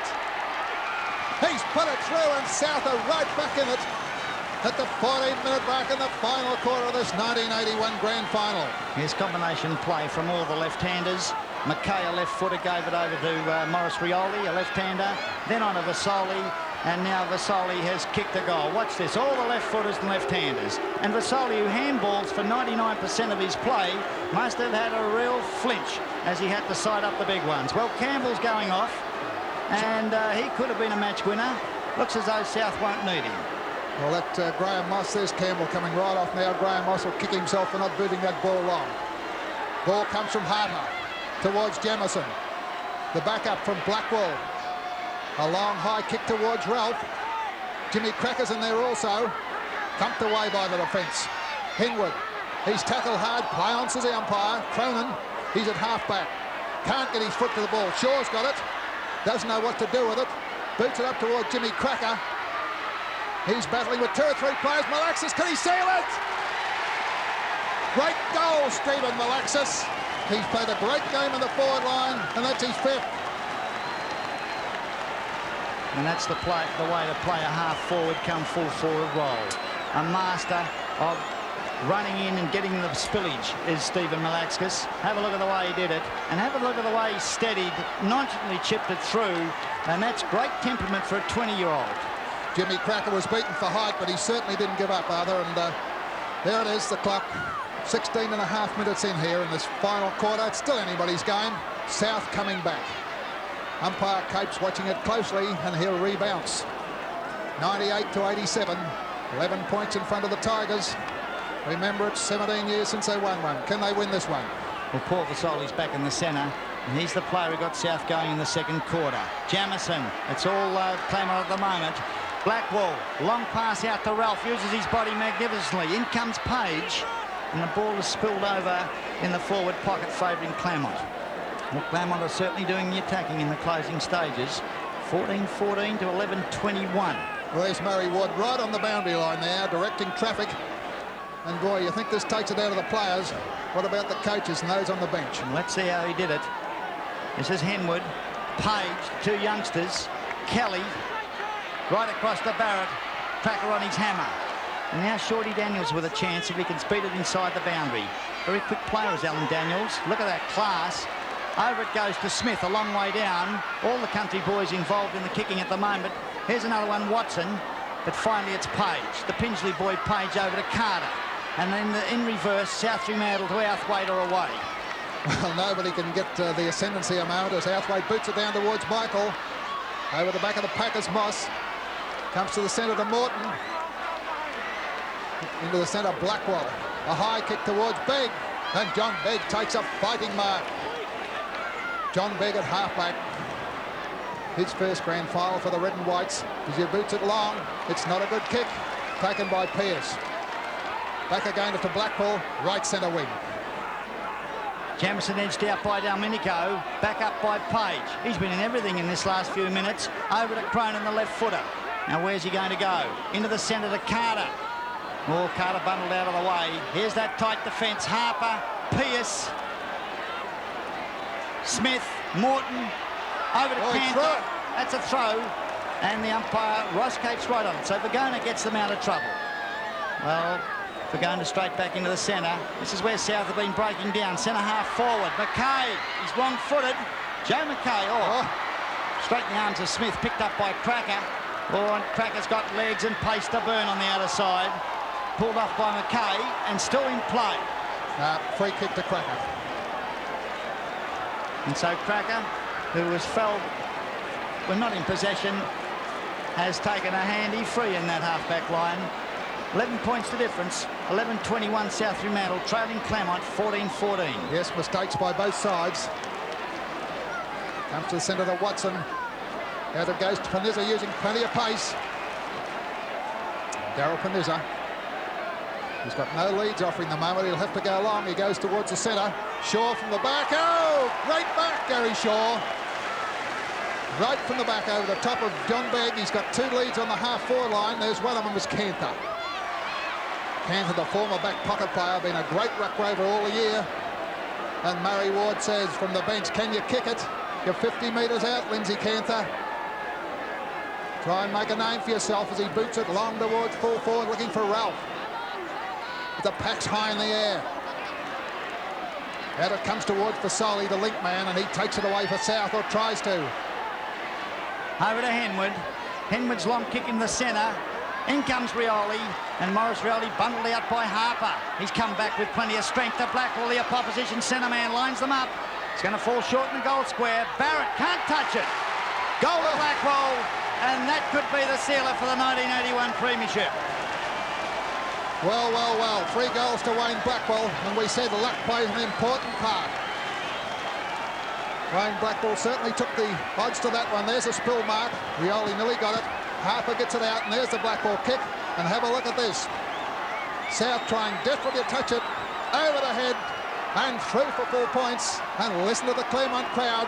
Claremont are 104. South are 87. 21 minutes into the final quarter. Still plenty of time. Magnificent shepherding by Ralph. Henwood out knocked. Morris Rioli trying to get South going. Scrimmage in the centre, but Claremont have got the dash. Blackwell again. Threads the ball away from Cronin and is felled. Play on. Jamison does just that, but Blackwell's going to get the free, and he's in the centre of the ground waiting for leads further afield. Jamison's gone back, ready for a high one. Malaxis is signalling throw it up for Ralph. Well, there's Ralph with a set. Cracker's under it too. Ralph's the marksman. Play on, says Powell. You're all in it. Page can't get out. And finally at centre half forward, another bounce down, favouring Claremont, and they're finishing with plenty of legs. They certainly are. In the last 10 minutes, the umpires have got to be certain that it is a mark or a free kick. Carter takes it away. The skipper played a good game. Harper's underneath it, and Baden Harper takes the mark. Certainly come good since half-time, this fellow. Kick from Harper goes to half forward. Jamison. Well thumped away by Delmenico. He's in trouble. Shaw been a good player for the Tigers all day. He'll remember his first grand final. Boots it up towards full forward. Cornell again. Oh, the hand pass has gone astray. Cantha. Watson. Jim Cracker manhandled right in front of Ron Powell, and the ball has to go back. Bad luck, Tommy Watts, Mark Watson. And so Jim Cracker, from only 35 metres out from goal, can certainly make the sealer for this grand final. Well, the brilliant rover who came up from Mount Parker three seasons ago. Have a look at this. No doubt about it. Cracker not in possession of the ball. Watson must have thought all his Christmases had come at once. But now the ball is back in the arms of Jim Cracker. 35 metres out. Usually a deadly shot for goal, whether on the screw or directly in front, is Jimmy Cracker. Plenty of temperament. Paid touch. Yes, and I think that would be the sealer to the 1981 grand final for the Tigers. 17-year drought, and a very pleased Jimmy Cracker, and I'd say a very pleased assistant coach, Murray Ward. There it is, 22-46 into the final quarter, and South will have to be pretty good to come back from here. The chant is Claremont, Claremont, Claremont, all over the ground. And Graham Moss, who, despite his immeasurable successful career in league football, has never won a grand final. Well, he and Murray Ward and the manager Roger Barnes have set up a good team. They look like doing it at the moment. Vagonas says, no, you won't.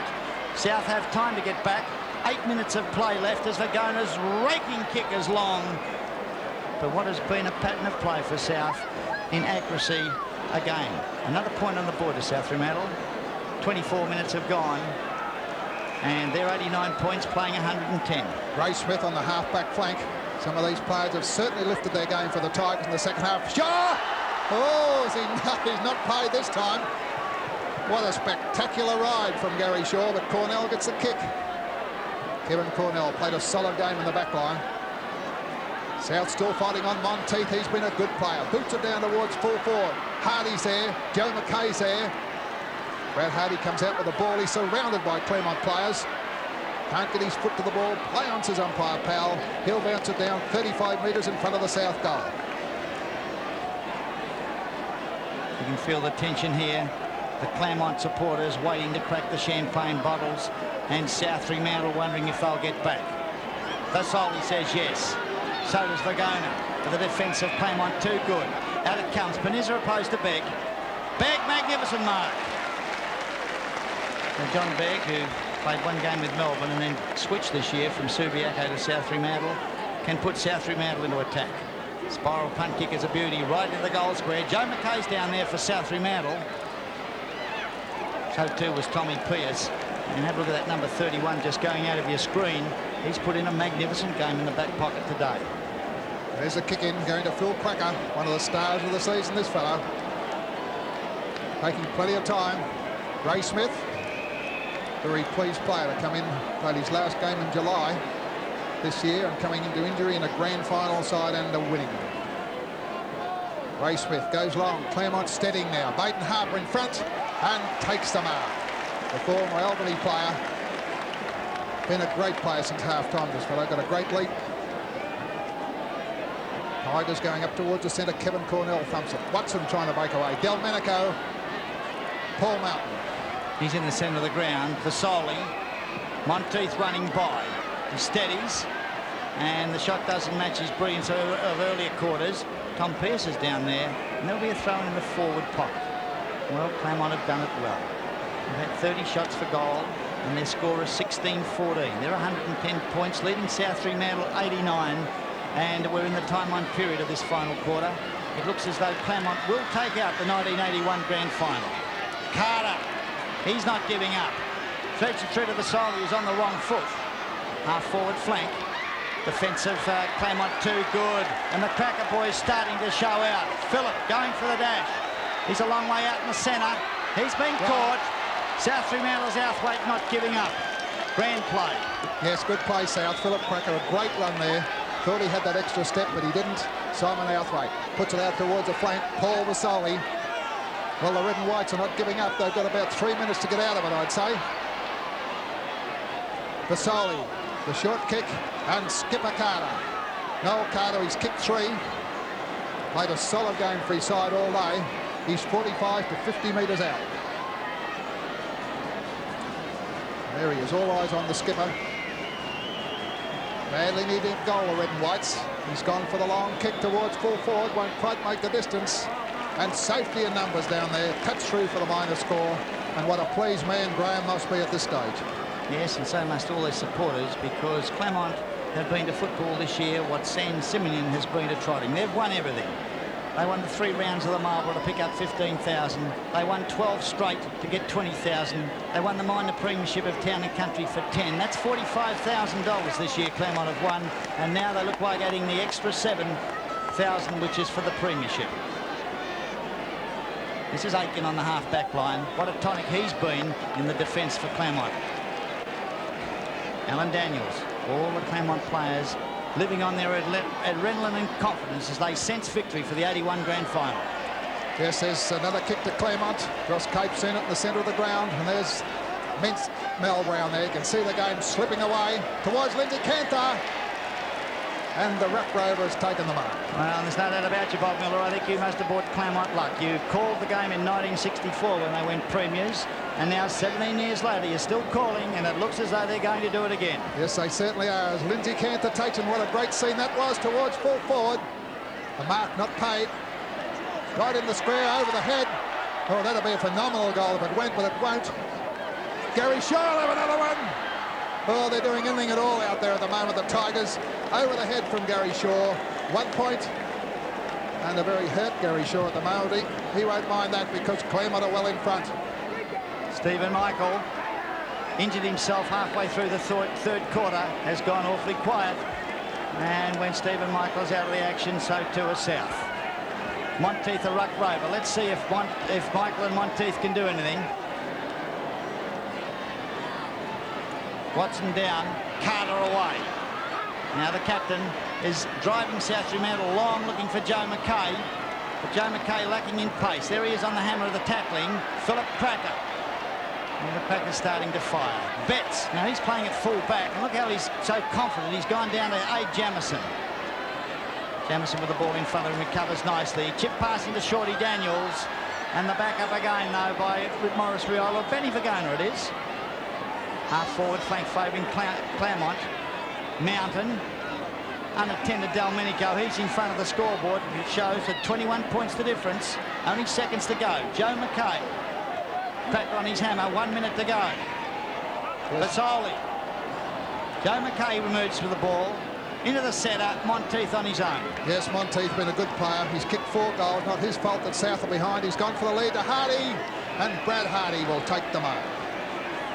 50 games last week, Brad Hardy. Teenager, there's the time, 29:45. Not much time to go. Brad Hardy from 20 metres out will put another score on the board for South, and it's 4 points. They move to 12:24. There's the siren.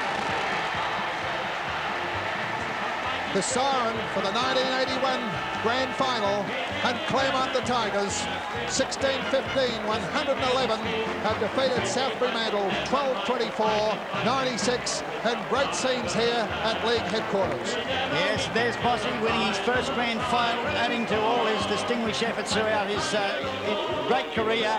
Wally Maskell, the president, must be very pleased. When they brought Moss over from Essendon 4 seasons ago, it was a 5-year plan. They predicted in 4 years that they would win a premiership, and there's the man who's done it. Graham Moss, a Brownlow medalist, over 200 league game player, nearly 300 in fact, and in the twilight of his career, Roger Barnes, his manager, goes out for the victory hug, and the Claremont supporters and players are ecstatic. Well, I think only those players who are in the Grand Final knows what it's like, to win one. Of course, the losers, unfortunately, are not good enough. But a very elated Claremont down there. And there's the aerial shot. The crowd were asked to keep off the ground. Just have a look at it. Pandemonium. But a very elated lot of Claremont players. Roger Barnes, who's done a great job as manager all the year for the Tigers. In there, all enjoying this victory. Their first victory since 1964. And Graham Moss was the only player out there to play in their last Grand Final, 1972.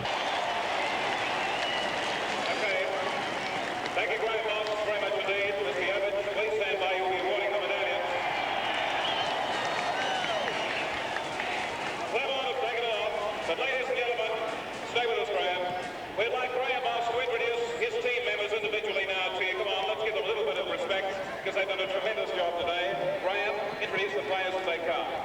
Philip Cracker.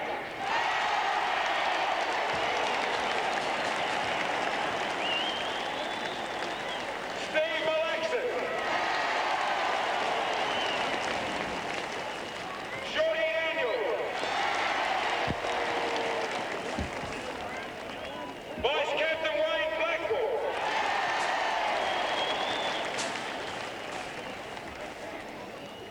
Peter Jamison. Noel Morton. Jimmy Cracker. Mike Aiken.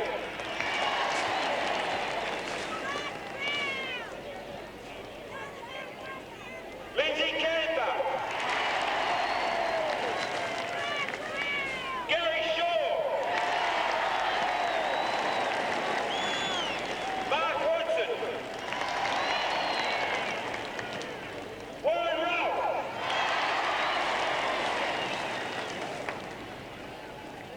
Ray Smith. Daryl Panizza. Gerald Betts. Brett Farmer. Barry Beecroft. Clayton Harbour.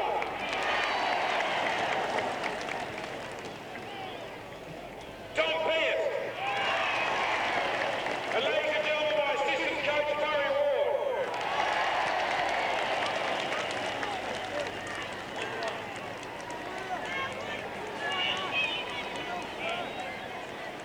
Ladies and gentlemen, tremendous scenes here at Subiaco Oval. There it is, the pennant for 1981. Congratulations to Claremont, Graham Moss here, Mr. Vincent Yovich, the president of the West Australian Football League, And Graham, again, compliments to you and to Murray Ward and the entire Claremont side, a tremendous effort. In a moment, ladies and gentlemen, we hope to announce the winner of the Simpson Medal, and that will be coming forward very shortly as well. We'll have that nomination very shortly. But a final word from Graham Moss while we have the opportunity. A rare day. We've talked about it for a long time. It's come true. It has, Gary. As I said before, we've worked hard for this premiership this year. I believe we deserve to win it, and by Christ, we won it.